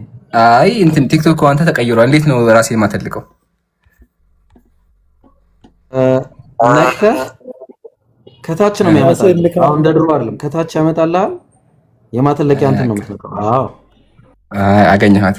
እሺ በቃ አሁን እዚህ ጋር ያላችሁ ማለት ነው አንድ ነገር ላሳያችሁና ከዛ እንቀይራ ርዕስ። ያ ጀማ አሁን ያሳያችሁ መሰላችሁ በክርስትና አስተምሮ አንድ ሰው ምንም ያክል ኃጢአተኛ ቢሆን ምንም ያክል ወንጀል ሰርቶ ቢሆን ምግብ ከበላ በኋላ 3 ጊዜ ሀቢብ ሀቢብ ሀቢብ ሀቢብ ሀቢብ ሀቢብ ካለ እግዚአብሔር እሱን ይምረዋል። 10 ትውልድ ድረስ ይምረዋል። ምሳሌ ወገናችን ኤርሚ ክርስቲያን ነው። ምግብ ከበላ በኋላ ሀቢብ ሀቢብ ሀቢብ ሀቢብ ብሎ ቢናገር እግዚአብሔር እሱን ይምረዋል፣ ልጁንም ይምረዋል። የልጅ ልጅ እያለ እስከ 10 ድረስ ይማራል። ምንም ዝሙተኛ ቢሆኑ ምንም ኃጢአተኛ ቢሆኑ እንኳን እግዚአብሔር ይምራቸዋል። ሲቀጥል ትእዛዝ ነው። ትእዛዙ ምንድነው? ምግብ ከበላችሁ በኋላ ሁሉ ጊዜ ሀቢብ ብሎ። ይሄን ክርስቲያኖች አያነቡትም፣ ሲቀጥል አይተገበሩትም። ግን መተግበር አለባቸው መጽሐፋቸው የምትከተሉ ከሆነ ማለት ነው። ያው ገድለ አቡነ ሀቢብ ተመልከቱ ወገናችን ኤርሚ እንደዚህ ይላል። ዘወትር ከተመገብን በኋላ 3 ጊዜ ያህል ስለ ወዳጅህ አቡነ ሀቢብ እያልን እንቅመስ። ሰምተሃል? ትእዛዝ ነው። እንቅመስ አለ። አስቀድሞ ጌታችን ኢየሱስ ክርስቶስ መድኃኒታችን አምላካችን ኢየሱስ ክርስቶስ ተገልጦ ወዳጅ አቡነ ሀቢብ ሆይ ብሎ ይቀጥላል። ስለዚህ ኢየሱስ ራሱ ታዝዞታል። ሲቀጥል የቤተክርስቲያን ትእዛዝ ነው። ማድረግ አለብህ ምግብ ከበላ በኋላ ማድረግ አለብህ ሀቢብ ሀቢብ ሀቢብ ማለት አለብህ። ተመልከት። እሺ እንደዚህ ይላል። ወዳጅ አቡነ ሀቢብ ለሰው ያላቸውን ፍቅር አድንቆ ከማዕድ በኋላ ስብሃት ተብሎ የተረፈውን በእንተ ሀቢብ በሀቢብ ስም ብሎ ማለት ነው 3 ጊዜ የተመገበ ሰው ሁሉ እስከ 10 ትውልድ እምርልሃለሁ ብሎ ቃል ኪዳን ገብቶላቸዋል አለ። አምላኬ የምትለው ኢየሱስ ቃል ገብቷል። ምን ብሎ ቃል ገብቷል? አንድ ሰው ምግብ ከበላ በኋላ ሀቢብ ካለ ዝሙተኛ ቢሆን ገዳይ ቢሆን ጣዖት አምላኪ ቢሆን እግዚአብሔር ይምረዋል። ስለዚህ ለመማር ከፈለጋችሁ ማድረግ ነው ያለባችሁ ሀቢብ ማለት ነው ያለባችሁ። ለሙስሊም ይሰራ አይሰራም። ከሰራ ግን አንዴ ምግብ ስበላ እኔ አንዴ ሀቢብ ሀቢብ ብዬ እበላለሁ። ከዛ በቃ በእነሱ ሎጂክ ማለት ነውና ምን ትላለህ ወገናችን? ወንድሞች ሀቢብቲ ይቻላል። ሀቢብቲ ይቻላል። ሀቢብቲ ከተቻለ ይለ እስቲ ሀቢብቲ አይልም። ቆይ እንፈልጋ እንደዛ የሚል ካለ እንፈልጋ። እኔ እስካሁን አላገኘሁም። ሀቢብ ነው የተፈቀደልኝ። ሀቢብ ነው የተፈቀደው ካለ ለአንተ አይልሃለሁ ኢንሻአላህ በኋላ እሱን ይልኝ ኢንሻአላህ። ኤርሚ ምን ይላል በዚህ ዙሪያ? ይቅርታ አልሰማሁሽም ኢምሩዬ። ትንሽ ሀቢብ የሚለውን ድረስ ሰምቻለሁ፣ ግን ከኋላ ያለው ድምፅ እንዳይረብሽሽ እና እንትን ነው ስልክ ገብቶብኝ ይቅርታሽ፣ ሌላ ነገር እንዳይመስላችሁ። ችግር የለውም ወገኔ። ያልኩህ ቃሉን ልገምልህና ማስረጃ ከፈለግ ደግሜ ያሳያለሁ፣ ግን ሰዓት ለመቆጠብ ሐሳቡን ልንገርህ። እሺ ከፈለግ መጽሐፉ ስላለ እዚህ ጋር አነብልሃለሁ። እሺ ችግር የለውም። እሺ ንገረኝ። አሁን ያመጣሁልህ ሐሳብ መሰለህ በክርስትና አስተምሮ መሰረት አንድ የሚታርገው ድምፅ አለ አንተ ጋር። እሺ አሁን ያቀረብኩልህ በክርስትና አስተምሮ አንድ ሰው ምግብ ከበላ በኋላ ሀቢብ ሀቢብ ማለት አለበት። ይሄ ግዴታ ትእዛዝ ነው። ስለዚህ አንተ ታደርገዋለህ እንደ ቤት አላረኩም ብለህ፣ ስለዚህ ማድረግ አለብህ። ከዚህ በኋላ ምግብ ከበላ በኋላ ሀቢብ ማለት አለብህ። ግዴታ ነው፣ ትእዛዝ ነው። እሺ ቤተክርስቲያን ያዘዘችው። ይሄን ግን አብዛኛው ክርስቲያን አያደርገውም። ስለዚህ ኃጢአት እየሰራ ነው ያለው አንደኛ። ሁለተኛ ደግሞ አንተ ምን የሚያክል ኃጢአተኛ፣ ወንጀለኛ፣ ዝሙተኛ አያርግህና ብትሆን አንድ የምግብ ሲበላ ሀቢብ ካልክ እግዚአብሔር አንተን ይምርሃል፣ ልጅህን ይምራል፣ እስከ 10 ድረስ ይምርሃል። እግዚአብሔር ገነት ትገባለህ። ስለዚህ በእናንተ እምነት ምንም ነገር አይጠበቅብህ። ማድረግ የሚጠበቅብህ ምንድን ነው? ምግብ ሲበላ ሀቢብ ሀቢብ ሀቢብ በቃ ኸላስ ጀነት በቃ ወዲያውኑ የጀነት በር ይከፈትልሃል ማለት ነውና አሁን ይሄ ትክክል ቦታ ታስባለህ። አንደኛ ትክክል ቦታ ታስባ አንደኛ። ሁለተኛ ደግሞ እውነት ተገብረዋለህ። መልስልኝ ወገናችን ኤርሚ። አይ ሰምቻለሁ፣ ግን ሀቢብ የሚለውን ሀቢብ ብለን ምግብ እንቅመስ የሚለውን አይቻለሁ። ያየሁትን ስለ ያላየሁትን እንዳለ ብዬ ነው። እና ሲቀጥል ደግሞ እንደዚህ ካለ አንድ ሰው ገነት ይገባል ምናምን የሚል ነገር ካለ እስቲ ብታሳየን ደስ ይለኛል። ችግር የለውም ወገናችን ለመጽሐፍ ቅዱስ ላይ ማለት ነው። አይ አሁን እየተወራ ያለው የቤተ ክርስቲያን መጽሐፍ ላይ ነው። ይሄም እንደ ቤተ ክርስቲያን ትቀበለዋለች። አይ ልክ ነህ። ግን ስለሚጋጭ ብዬ ነው። አይ እዚህ ላይ ከተጻፈ ውድቅ ነው ሊሆን የሚችለው ብዬ ነው። ማሻአላ በቃ ስለዚህ ወደኛ ፖይንት መጣህ። እኛም እኮ ፖይንታችን ይሄ ነው። መጽሐፎቻችሁ ስህተት አለባቸው ነው። ስለዚህ መጽሐፉን ካድከው ማሻአላ። ግን ደግሞ አሁን በመካድ ኤርሚዬ ምን አጋጠመ ካለ ኤርሚ በጣም እያዘንኩ ቢሆንም አንተ ሲኦል ቪአይፒ ገብተሃል ወገናችን ኤርሚ። እኛም የፈለግነው ይሄን ነው። እኔ ወገናችን ለአንተ የሚፈልገው ምንድን ነው? በቃ ይሄን ነገር እንድትገብ መጽሐፉ ትክክል አይደለም እንድትል ነው። ግን ደግሞ ወገን ኤርሚ ትክክል ነው በማለት አንተ አንደኛ መናፍቅ ሆነሃል፣ ከቤተ ክርስቲያን ተባረሃል። ሲኦል ቪአይፒ ከነ አሪዮስ ጋር ከተራ ሰው ጋር አይደለም የምትገባው፣ ከተራ ሰው ጋር ሳይሆን ከነ አሪዮስ ጋር ነው የሚገባው። ግን መጀመሪያ ይሄን ላሳይክ እሺ። ከዛ አሪዮስ ጋር እንደሚገባ አሳያ። ዋናው ጋር የክርስቲያን ጠላት ጋር ነው ሲኦል የሚገባው አንተ። እሺ መጀመሪያ ይሄን ላሳይክ። ተመልከት፣ እንደዚህ ይላል። ግን እንትን መጠየቅ ይችላል። ሲጨርሽ መጽሐፍ ትችላለህ፣ ችግር የለውም ትችላለህ። እሺ እሺ ለመጀመሪያ ላንብብልክና ከዛ እንቀጥላለን፣ ችግር የለውም። ተመልከት፣ እንደዚህ ይላል። አባታችን አቡነ ሀቢብ ለሰው ያላቸውን ፍቅር አድንቆ ከማዕድ በኋላ በደንብ ተመልከት፣ ከማዕድ በኋላ ስብሃት ተብሎ የተረፈውን በእንተ ሀቢብ ብሎ በእንተ ማለት በአቢብ ስም ማለት ነው። በአቢብ ስም ብሎ የተመገበ ካለ 3 ጊዜ የተመገበ ሰው ሁሉ እስከ 10 ትውልድ ድረስ እምርልሃለሁ ብሎ ቃል ኪዳን ገብቶላቸዋል። ማን? ኢየሱስ።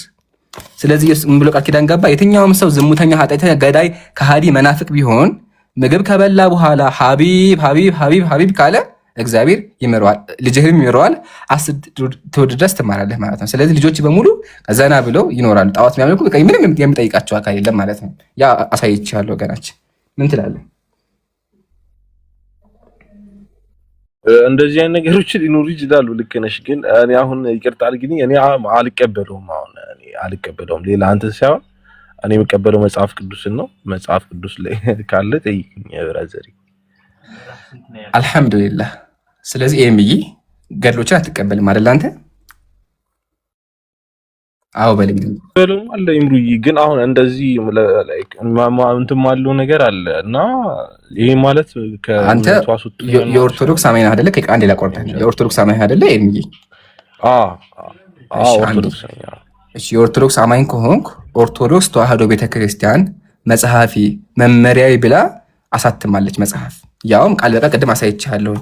የትርጉም ስህተት አለበት እንኳን እንዳትለይ ማለት ነው። ተመልከት፣ ከዋነኛው ብራና ከኦሪጂናሉ ከጥንታዊ ቅጂ ያመጣቸው አሳተመ መጽሐፍ ነው እያለች ነው ያለችው። አንተ ደግሞ ከሷ በላይ ሆነ አልቀበለውም መጽሐፉ ስህተት አለበት እያልክ ነው ያለው። ስለዚህ ኤርምዬ ምን እያደረክ ነው ያለው? አንተ እምነትህን መጽሐፍህን ወይም ቤተክርስቲያንህን እየሰደብክ ነው ያለው። ለምን ቤተክርስቲያኑቱ መጽሐፌ ነው ብላ አሳተመች። ያው አሳተማ እንደዚህ ለገበያ ያቀረበች ለምእመኑ አንብቦ አለች። አንተ ደግሞ ስህተት ነው ብለህ አንደኛ። ሁለተኛ ደግሞ ቅድም እንዳልኩ ኤርሚ አንድ ሰው በቤተክርስቲያን አስተምሮ ገድል የማይቀበል ከሆነ መናፍቅ ብቻ አይደለም፣ መናፍቅ ብቻ ሳይሆን የመናፍቃን መናፍቅ ዋና ነህ አንተ። ከአሪዮስ ጋር ነው ገሃነም የሚገባው። ቪአይፒ ሲኦል ቪአይፒ ነው የሚገባው ብያለሁ። ስለዚህ ኤድሚ አንተ ኦርቶዶክስ አይደለም። በዚህ ተስማማን። ለምን ገድል ስለማትቀበል ይሄ መጽሐፍ ስለካድከው። ይሄ መጽሐፍ በመካድ ብቻ ከገነት ወጥተህ ወደ ገሃነም ገብተሃል። ወገኔ ኤድሚ እያዘንኩ ነው የነገርኩህ። ምን ትላለህ?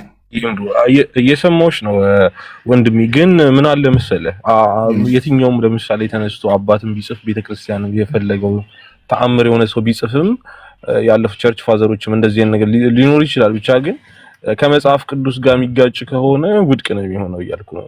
ማለት የወጡ መጽሐፎች ስላሉ ማለት ነው። ስለዚህ ቤተክርስቲያን ይሄን መጽሐፍ በማሳተም ታስታለች ማለት ነው። አንድ ጥያቄ ልጠይቅ።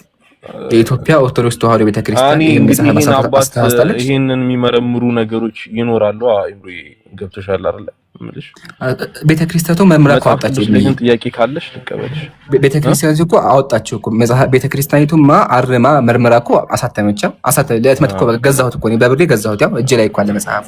ትክክል ነሽ እኮ ይምሪ። አንቺ እኮ ጥፋት የለብሽም። ግን መቀነስ ያለባቸው መጽሐፍ አሉ ተብሎ የተወገዱ ስላሉ አሶግ እንደዛ ማሻአላ። እሺ ስለዚህ አሁን እያልከኝ ያለኸው አንተ የተወገዙ መጽሐፎች ድጋሚ አውግዛቸዋለች ነው እያልከኝ ያለኸው? ሳላ ቅድም ያልከኝ ማለት ነው። እንደዛ ያልከኝ የለም።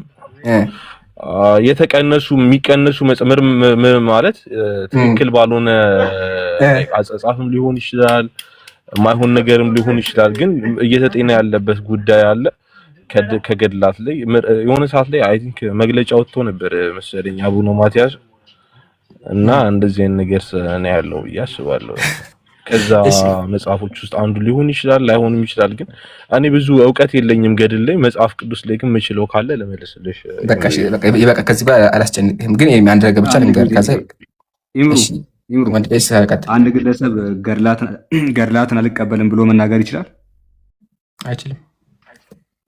ቪዲዮ ላሳያችሁ እንደዛ ማድረግ እንደማይችል አሳየ። ያው ሰማይ ኤድሚ ኦኬ እሺ። አንድ ሰው ተነስቶ ገድላትን አልቀበልም ብሎ ሊናገር አይችልም። እስቲ አንድ ጊዜ ቆይ ቪዲዮውን ሊንክ ለማልስጥ። እሺ ቆይ አንድ ጊዜ እስከምታወጣው ልላክልህ አለ። ቆይ ልላክልህ ግሩፕ ላይ ይሄው። እሺ ኦኬ ክፈተው። እሱን ክፈተው። መብቱ አይደለም፣ መብት አይደለም። አንድ ሰው መጽሐፍ ቅዱስ መቀበል ነው ግዴታው ነው። ተአምረ ማርያም መቀበል ግዴታው ነው። ቤተክርስቲያን የምትቀበለውን ቅዱሱ ላይ መቀበል ግዴታ አለበት። ቤተክርስቲያን የምትቀበለው ቅዱስን ደግሞ ገድል ጽፋ ጽላት ቀርጻ ቤተክርስቲያን በስሙ አንጻ ይሄን ጭምር አብሮ ይቀበል። ምንም እናመቻምቸው የለም። ዛሬ ጻድቁ አባታችን አቡነ አረጋዊ ናቸው። አቡነ አረጋዊ አልቀበልም ማለት አይችልም። ኦርቶዶክስ ከሆነ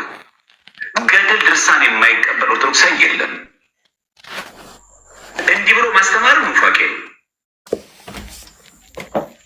ሲዘዝ ባይሆን እንደው ከተአምራት ውስጥ ደግሞ ይሄ ተአምር የቅዱስ አበበገና ከበደኝ ከተባለ መጸለይ ነው እንዲገልጽልን። አልቀበልም ሳይሆን የምትለው እግዚአብሔር ግለጥልኝ፣ አንተ እውነታውን አስረዳኝ፣ ከአይምሮ በላይ ሆነብኝ ማለት ነው።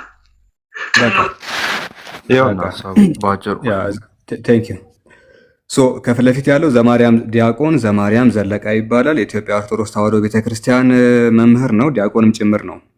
ምን ብሎ ተናገረ? አንድ ሰው ኦርቶዶክሳዊ ከሆነ ገድላትና ድርሳናትን አልቀበልም ብሎ መናገር አይችልም። ከአእምሮ በላይ ከሆነበትና ነገሩ ቢከብደው መጸለይ አለበት። ጌታ ሆይ እባክህ እቺ ነገር ግለጥልኝ ብሎ ነው መጸለይ ያለበት እንጂ ገድላትን አልቀበልም ብሎ የመናገር ምንም አይነት መብት የለውም ብሎ ተናግሯል። ምን ትላለህ ኤርሚያስ? እንትን ይስተካከልልኝ ኤምሩዬ፣ ቀደም ይቅርታ አንቺ ምናምን እያልኩ ስላዋራሁሽ ለምዶብኝ ነውና ከአእምሮዬ በላይ ነው። እኔ ልቀበለው አልችልም ማለት እንደዚህ አይደለም የሚለው መጽሐፍ ቅዱስና ይጋጭብኛል ልፈልጌ ነው። ሌላ እንጂ ትቀበለዋለህ እንጂ ግን እንትን አትልም አትክደውም። ኖ አይ እኔ አሁን አልቀበለውም ስለ በክርስቶስ ነው እንጂ ማንኛውም ሰው ሊድን የሚችለው ሀቢብ ብለህ ልትድን አትችልም እያልኩ ነው። ምክንያቱም እሱ ዘማርያም ዘለቀ የምታውቀው ከሆነ ከፊት ለፊት ያለው መምህር አንድ ሰው ኦርቶዶክሳዊ ከሆነ ገድላትን አልቀበልም ማለት አይችልም ብለዋል። አንተ አልቀበልም እያልክ ነው። አልቀበልም ሳይሆን ምናልባት ያነጋገር ትክክል ቅድም አልቀበልም ብዬ ነበረ። ይሄ ከአይምሮ በላይ ነው የሚገልጸው ብሏል። እንግዲህ ከአይምሮ በላይ ነው ለኔ ማለት ከአይምሮ በላይ ማለት ደግሞ ልትቀበለው ማትችለው ነገር ነው ሊሆን የሚችለው። ክርስቶስን በክርስቶስ ልትድን ትችላለህ። እንግዲህ ሌላው በማንም ሊዳን አይችል ብዬ ማስበው ሌላ ጸልይበት። አይምሮ ቀጥል። ግን እኮ ይቅርታ መናፍቅ ነው የሚለውንም ዘለዋል ሳላ አንድ ሰው ይሄንን ካልተቀበለ መናፍቅ ነው። ኦኬ ያው ኢብሮ ኤርሚያስ ራሱን አስተካክሏል። መናፍቅ እንዳይባል ቅድም ያልኩት ልክ አይደለም ብሏል እኮ አልቀበልም ያልኩት ልክ አይደለም ብሏል። ራሱን አርመዋል። እሺ ኢምራን ቀጥል። ግን እዚህ ጋር አንዴ ወንድሞቼ አስተውላችሁ ከሆነ ግን ኤርሚ እኮ የተናገረው ትክክል ነው። ኤርሚ ምንድን ነው ያለው? አንድ ሰው ምግብ በልቶ ሊድን አይችልም። ምግብ ዝሙተኛ ሆኖ ጣዖት አምላኪ ሆኖ ምግብ በልቶ አይድንም። የሚድነው በምንድን ነው አለ? በማመን ነው። እና ይሄን አልቀበለውም ከአእምሮዬ በላይ ነው አለ ኤርሚ። እኛም ያለው በቃ ይሄን እኮ ነው። አየህ አንተ መጽሐፎችን አታውቅም፣ ቤተክርስቲያን ምን እንደምታሳትም አታውቅም።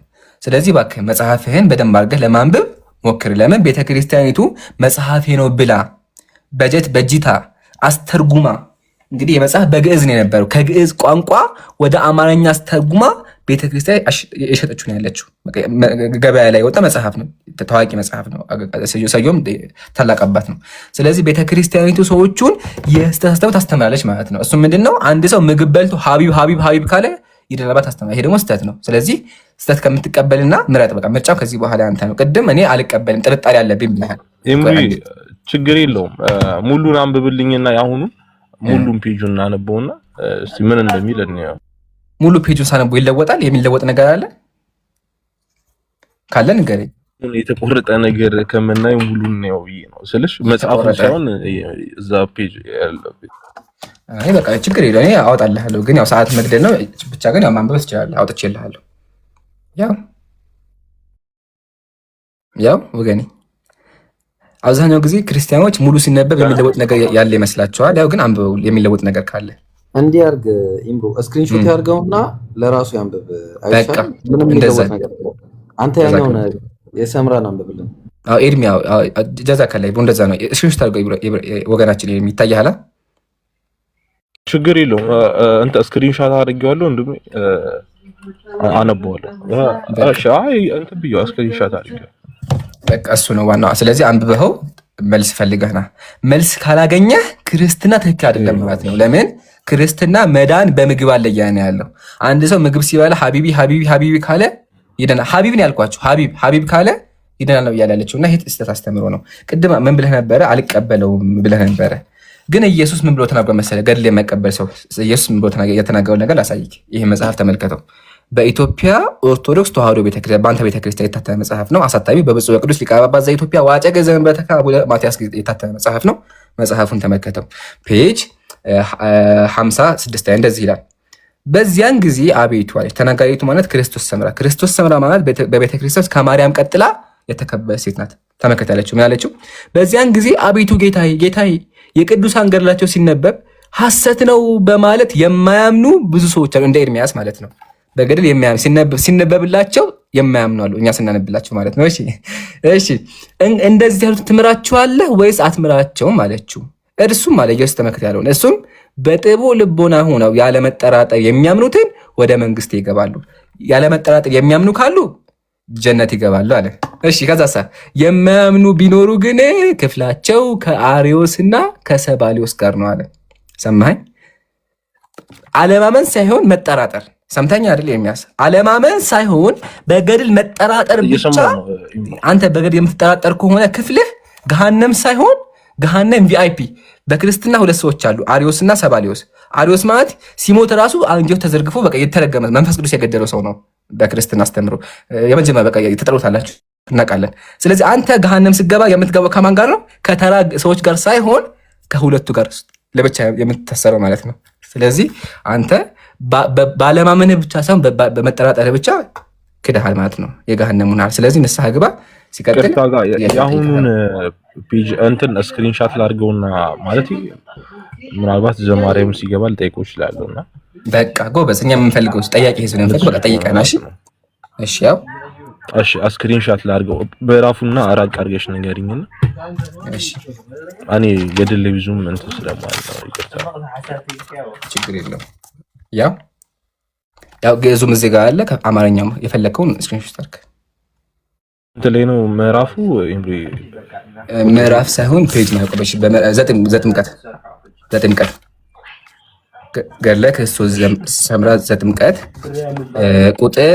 ቁጥር 82 ላይ። እሺ ቁጥር 82 ያው እሺ እስልምና ላይ መጠየቅ ይቻላል፣ ግን ይምሪ ስጨርስ ወይስ ትችላለህ። ግን አሁን ፕሮግራም አለና ቆይ ታገስ አንዴ። በምን መንገድ እንቀጥል? ምን መንገድ እናስተካክልና ትቀጥላለህ። እሺ ወንድሞች ሐሳብ ስጡና ይሻላል። መንገድ እናስተካክል። አትሮድ ቆይ አንዴ እዚህ ሆነና መጀመሪያ መንገዶችን እናስተካክል። ስለዚህ ከዚህ በኋላ ምን እንደምናወራ እንወስንና ትቀጥላለህ። መጀመሪያ ግን ወንድሞች ሐሳብ ይስጡ። ቀጥሉ። ሐሳብ አለኝ። ኤርሚያስ ጥያቄ ትጠይቃለህ። እሺ አትውጣ፣ እዚህ ቁጭ በልና መጨረሻ ላይ አሁን ልጠይቅ ትችላለህ። እዚህ መጽሐፍ ላይ ኢምራን አይ ቲንክ ያልጨረሰው ነገር አለ አይደል? አሳያችኋለሁ ብለህ 2 ፖይንት ነው ያየነው። ምን አልከኝ? ሳላህ ጨርሰናል። እቺ መጽሐፍ እዚህ መጽሐፍ ላይ ያለው አልቋል። ብዙ ነገር ይቀራል፣ ግን ይበቃል ለዛሬ ይውቃ። ኦኬ፣ ስለዚህ ጥያቄ እንቀበላ። እሺ ጥያቄ እንቀበል፣ እንጠይቀው ይቻላል። እሺ ኤርሚያስ ጥያቄ ካለ አዘጋጅና እሺ ያልኩት ነበር ጠይቃችሁ። ኦኬ መጠይቀው ያው እንትን እናደርጋለን። ደብል ስታንዳርድ ኮምፓራቲቭም ስለሆነ እኛ መልሰን ተመሳሳይ ነገር እናነሳለን። ያንተን ጥያቄ ግን እንመልሳለን። ፒኬ ሐሳብ አለ? ሰላም አለይኩም። ሰላም ወራህመቱላሂ ወበረካቱ። አይ ሐሳብ የለኝም እኔ። ኦኬ እሺ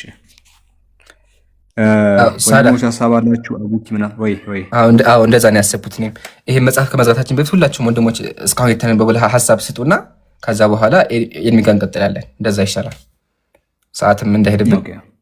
ስለዚህ ሳላህ ጀምረውና ከዛ ወንድሞች በሙሉ አሁን የተወራው ላይ በጣም ብዙ ነገሮች የተወራውና ሄዱበት ቀጥል። ኦኬ አይ ራስን ስለማጥፋት ላይ አንድ ሐሳብ አለኝ። አቡነ አቢብ ወይ ደግሞ አቡነ ሀቢብ እንግዲህ ቅድም መግቢያ ላይ እንደነገርኳችሁ ራሱን ለማጥፋት በጣም ብዙ መንገዶችን የተጠቀመ ሰው ነው። በጣም ብዙ አይነት ራሱን በመግረፍ ራሱን በመቅደድ እንዲሁ ደግሞ ሴፍ ሰክቶ መሬት ላይ እንጨት ላይ ወጣና ወደ ሴፍ ራሱን ወደ ሴፍ በመዝለል እንዲሳካበትና የፈጠነ እንዲሞት ነው የእሱ ሐሳብና ክርስቶስ እየመጣ አንድ የሚያደርገው ነገር አለ። እሱም ከሙታን በኩል ማስነሳት ነው፣ ያው መጽሐፍ ቅዱስ ላይ እንዳለው እና እዚህ ጋር ራስን ማጥፋት ኃጢአት ሆኖ ሳለ ራስን እንዳታጠፋ ብሎ ከመናገር ይልቅ በተደጋጋሚ ራሱን እንዲያጠፋ መንገድ መክፈቱ ራሱ ወይ ደግሞ ያ ቃል ራሱን እንደሚያጠፋ ባጭሩ የኔ ፍቅር ከሆነ እንደዚህ የሚያደርግ ራስን አታጥፋ ብሎ ማስተማር ነበረበት ብዬ አምናለሁ። ቁርአን ላይ ምንድነው የሚለው? ላተቅቱሉ አንፉሰኩም አይደለ? ራሳችሁን አትግደሉ። አው ከማካል ራሳችሁን አትግደሉ፣ ራሳችሁን አታጥፉ ይላል እንጂ የሆነ ሰው ራሱን እስኪያጠፋ ጠብቆ አያስነሳውም። ትምህርት ነው፣ ሌላው የሚማርበት ነው። እንደዛ ብሎ ባጭሩ መዝጋት እየቻለ ነገር ግን አንድ አካል በተደጋጋሚ በተለያየ አማራጮች ራሱን እየገደለ እያየ ራስን ማጥፋት ኃጢአት መሆኑን አለመናገሩ ትንሽ ያው ጥያቄ እንድናነሳ ያደርገናል። የመጀመሪያው ሀሳብ እሱ ላይ ነው። ሌላው ስለ ሴቶች የተናገረው ነገር ነው። ስለ ሴቶች እንግዲህ ቅድም አነስም ተናግረዋል። ትርቱሊያን ዩ ውመንስ ይላል፣ እናንተ ሴቶች የዴቭልስ መግቢያ በር ናችሁ ይላቸዋል። ጌትዌይ ናችሁ። ዲያብሎስ የሆነ ነገር ቢፈልግ በእናንተ በኩል ነው፣ እናንተን ነው እንደ ማቴሪያል እንደ ቱል የሚጠቀምበት ብሎ ይናገራል። ሰይጣን መገልገያ ናችሁ፣ እናንተን ተጠቅሞ ነው መጥፎ ነገራቶችን የሚሰራው አይነት ነገር ይናገራል። ልክ መጽሐፈ ሲራክ ላይ ምን ብሎ ይናገራል? ከልብስ ብል ይገኛል አለ። ከልብስ ምን ይገኛል? ብል ይገኛል። ይሄ ቁንጫ ምናምን ነገር ይመስለኛል። ብቻ ከልብስ ብል ይገኛል። ኃጢአት የተባለ ነገር ሁሉ ከሴቶች ይገኛል ይላል። ኃጢአት የተባለው ከሴቶች ይገኛል ብሎ ይናገራል። እና የኃጢአት ራስ የኃጢአት መገኛ ፋብሪካ ወይ ደግሞ ማሽን ተደርጋ ነው መጽሐፉ ላይ የተሳለችው መጽሐፈ ሲራክ ላይ። እና ይሄ ነገር ጤናማ ገለጻ ነው ወይ ነው ይሄ ነገር ሴቶችን የሚገልጽ ትክክለኛ ገለጻ ነው ወይ ብለን እንድንጠይቅ ያደርገናል። የሁለቱ ፖይንቶች ላይ እቺን ካልኩኝ ወንድሞች ሀሳብ አላችሁ? ኢብሮ፣ አቡኪ፣ አነስ፣ ሳልማን፣ ፒኬ እና አሚር ሀሳብ ካላችሁ ቀጥሉ። ካሌላችሁ ወደ ኤርሚያስ እንሄዳለን።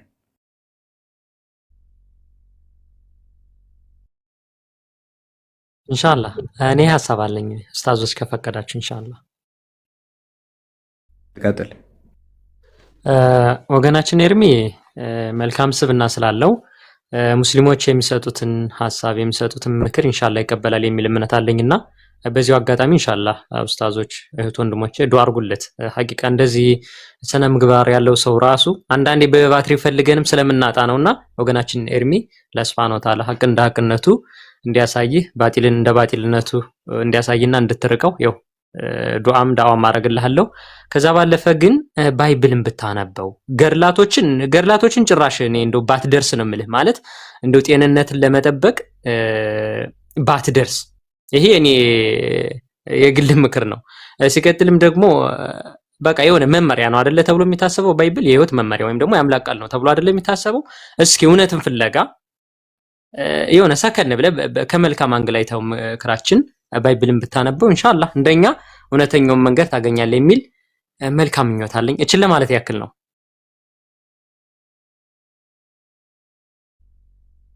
ብሮ ቀጥል። እኔ እንኳን ብዙ አስተያየት የለኝም እና ግን የሌለን የገረመኝ የቅድሙ የመጀመሪያው በተለይ እንዴ ቤተክርስቲያን አባቶች በዚህ ልክ በተለይ ገድለ አቡነ አቢብ እንዴ ከሴት ጋር አንድ ላይ ከመሆን 18 ዓመት እሳት ላይ መሆን ማለት ምን አይነት ጥላቻ ነው ማለት ይሄ እንዴት ነው ሴቶችን የሚጠላው ማለት እንዴት አድርገው ነው የሚጠሏቸው? እኔ ወላሂ በጣም ነው የሚገርመውና እዛ ጋር ስትሄድ ገጣባ አህያ ይላል፣ እዚህ ጋር ስትሄድ እስስት ያላቸው አለ። ታስታውሱ እንደሆነ እስቲ ኢምሩ እቺን ማየት ፈልግ ነበር። የአባቶች ቆይ አንዴ ላንብበው አንዴ። የአባቶቻችን መጽሐፍ ሴት እውነት የምትናገር የምትመክር የምትማር መስላ ይላል። ልብ አድርጉ፣ መስላ ተንኮሏና ስራዋን አታውቅም። በቃ ተንኮለኛ ነች፣ የወጣላት አረመኔ ነች እያለን እኮ ነው። አረመኔ የወጣላት ማለት ነው። እና እቺን ሴት ከሷ ጋር አንድ ላይ ተቀምጦ ከመጫወት ለዘላለም በእሳት ላይ መቀመጥ ይሻላል። እሳት ላይ ቅድም ሰውደኛል 18 ዓመት ነው እንዴ? ይምሩ ምን ሆነ ነው? ዘላለም አንተ እኮ ያልከ 18 ዓመት ስል ነበር እኮ ያ ለዘላለም ነው አንተ አንዴ እኔ ምን ሆነ ነው? አላህ ሙስተዓን። እና እኔ በጣም ሴቶችን በዚህ ልክ ማዋረድ እንዴ በቃ ምን ያደርግልህ? አንደኛ መጽሐፉን እንዴት አድርጋችሁ ነው የምትቀበሉት ራሱ? ስለዚህ ይሄ ፓርት በጣም ገርሞኛልና እንደ አስተያየት ክርስትና ያው አብዛኛው ባይብል ላይ መጽሐፈ ሲራክ ላይ ስትሄዱ ያለውን ነገር ማየት ትችላላችሁ። ከሴቶች ላይ ለምን እንደማይወርድ ጥያቄ እኔ አለኝ በበኩሌ። ይቅርታ ቀጥሉ እንግዲህ። አያ ሀቢቢ ድጋሚ ገራሚ ሀሳብ ነው ያነሳው ኢብራሂም። ያ ጀማ ሴቶች ካላችሁ ባካችሁ አዳምጡ። አሁን እኔ ኢምራን አለሁኝ አይደለ? እዚህ ጋር ወንድሞች አለን። አንድ ሴት ገዝታ አስገብተን ከምናወራት ይልቅ ዘለዓለም በእሳት ብንጠበስ ይሻላል ነው እያለ ያለው መጽሐፉ።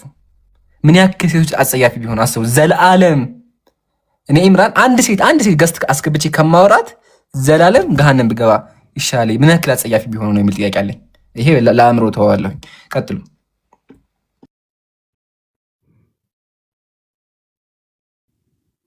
ጄት መልስ አለ እዚህ ላይ ሰላም። ምናልባት እንትና ሀሳብ ካለ ቀጥል። ማይክ አንስተዋል። እሺት ኦኬ። እስቲ ሌሎች ክርስቲያኖችን እናስገባ። ገስት የምትልኩ ለማውራት ነው። እሺ ጀስት ለመቀመጥ ገስት ትላኩ። ምላሽ አለኝ የሚል ማንኛውም ክርስቲያን ካለ የተነበበው ነገር ልክ አይደለም ካላችሁ ገስት እየላካችሁ ማውራት ትችላላችሁ። እሺ ወደ ኤርሚ እንመለስና ኤርሚያስ ጥያቄ መጠየቅ ትችላለህ።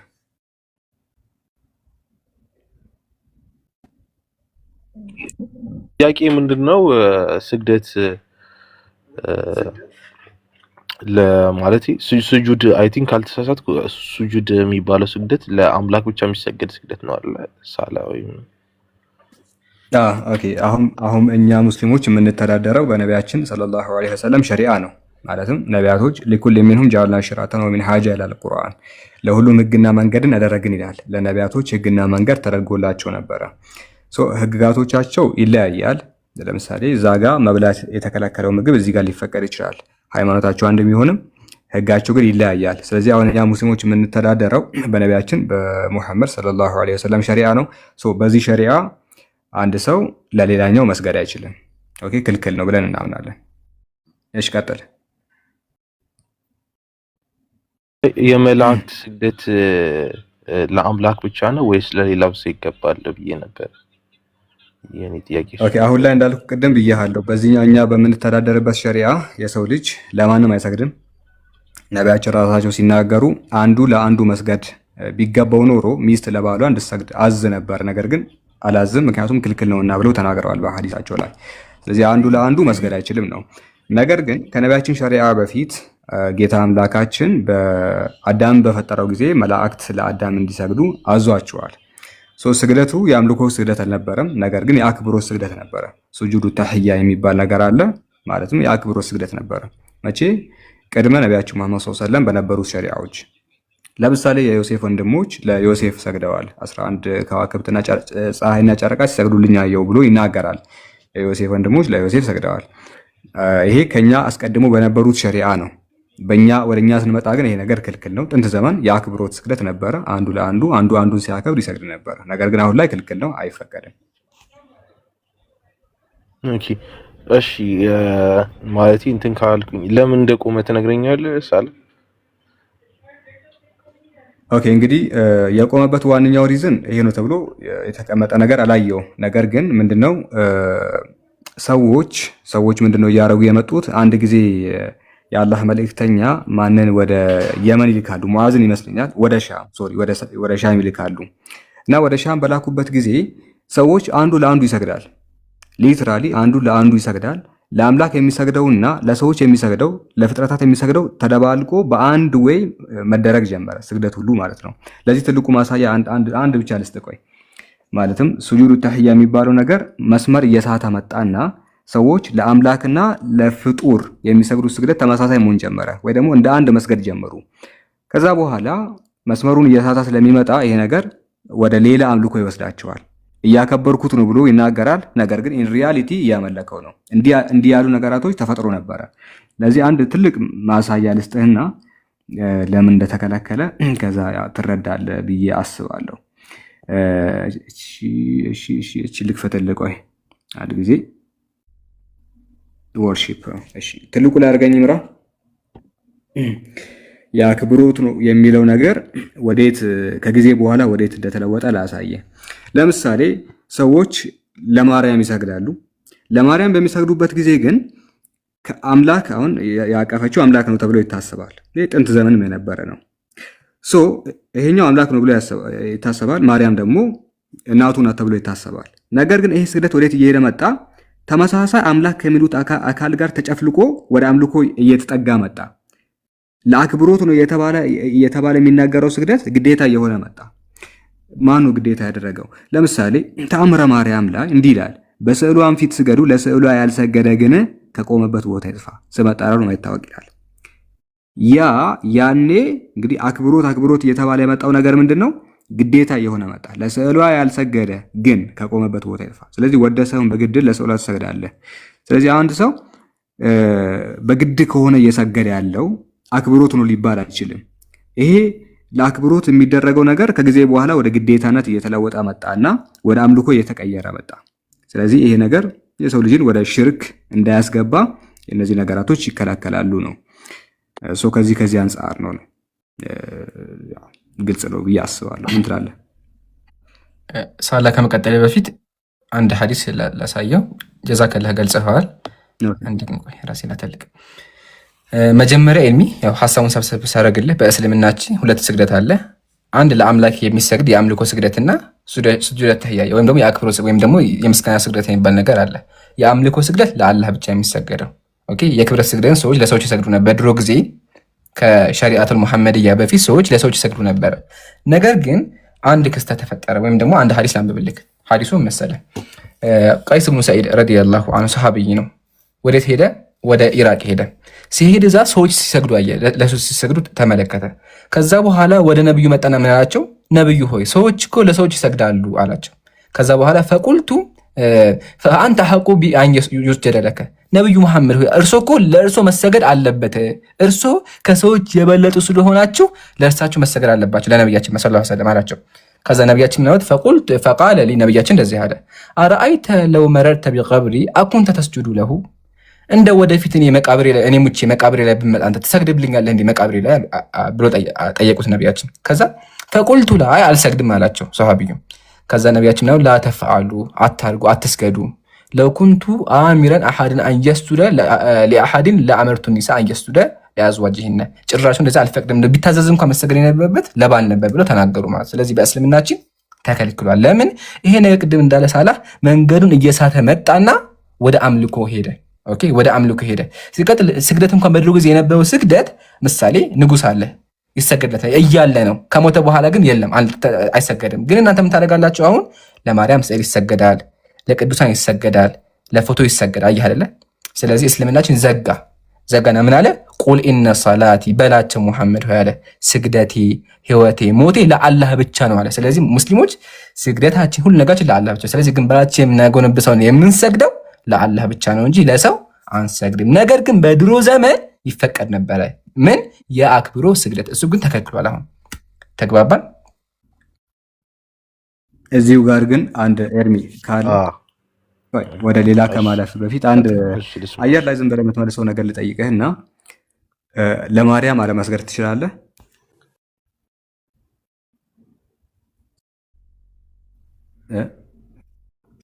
አለው ገስ ውስጥ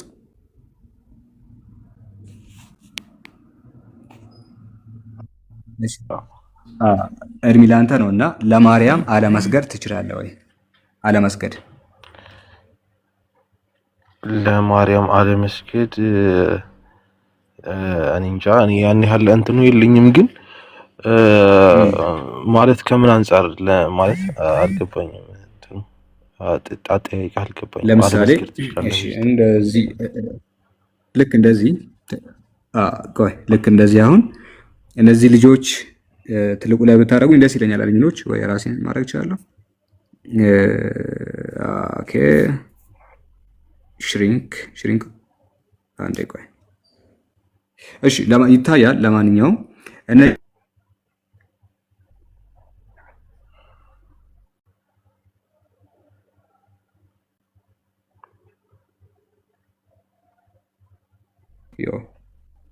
ተመልሻለሁ። አሁን ተመልሻለሁ አለ። ኦኬ እሺ፣ ምንድን ነው ያልኩ ያለሁት ኤርሚያስ? እነዚህ ሰዎች አሁን ወደ 10 ምናምን የሚጠጉ ሰዎች ለማርያም እየሰገዱ ነው። ወደው ነው የሚሰግዱት ወይስ ተገደው ነው ለማርያም እየሰገዱ ያሉት? አንድ እሱ ነው። ሁለት ደግሞ አንተ እንደምትሰግድላት ሁላ አለመስገድስ መብት አለ ወይ? ለምሳሌ ስትፈልግ ትሰግዳለህ፣ አለመስገድ ትችላለህ ወይ? አለመስገድ ግዴታ አይደለም። እኔ ግዴታ አለ ብዬ አላስብም። ለምሳሌ ለአምላክ አለመስገድ አይችልም አይ ነው ለአምላክ የምትሰግድበት ታይም አለ። እሱ ግዴታ እንትን ነው። ለምሳሌ በጸሎት ግዴታ ነው አይደለም? ግዴታ ነው ለአምላክ አሱማ ግዴታ ነው። ግዴታ ነው ትሰግዳለህ። ለማርያም እንደዛ በውዴታ ነው የምሰግደው ወይስ በግዴታ ነው የምሰግደው? አሁን የመላእክት እና ለማርያም ስንሰግድ የአክብሮት ስግደት ነው። እሱም ማለት ልታከናውነው የምትችለው ነገር ነው። ኦርቶዶክስ ስትሆን ይሄን ማሟላት አለብህ። በግዴታነት ነው በውዴታነት ነው? ለማርያም በውዴታነት ከፍቅር የተነሳ ያንን እናደርጋለን። ከአክብሮት የተነሳ ግን ተአምረ ማርያም ላይ ታውቀዋለህ መጽሐፉን ኢብሮ እዚህ ጋር ያሳያል። አስፈላጊ ከሆነ ሃርድ ኮፒው ማለት ነው። ተአምረ ማርያም ላይ በአማርኛ ምዕራፍ 2 መቅደሙ ላይ በስዕሏም ፊት ስገዱ፣ ለስዕሏ ያልሰገደ ግን ከቆመበት ቦታ ይጥፋ፣ ስም አጠራሩም አይታወቅ ይላል። ግዴታ ነው ይላል። እዚህ ጋር ምን ትላለህ? እኔ እንጃ ይሄ ነገር ስክሪንሻት ላድርገውና የመጀመሪያ ጊዜ ሳየው ካልሰገድክ በጣም ትቆጣለህ። መቅደም በስዕሏም ፊት ስገዱ፣ ለስዕሏ ያልሰገደ ግን ይላል። ያልሰገደ ግን ከቆመበት ቦታ ይጥፋ፣ ስም አጠራሩም አይታወቅ ይላል። በዚህ ደረጃ ከቆምክበት ቦታ ትጠፋለህ፣ ስም አጠራርህም አይታወቅም።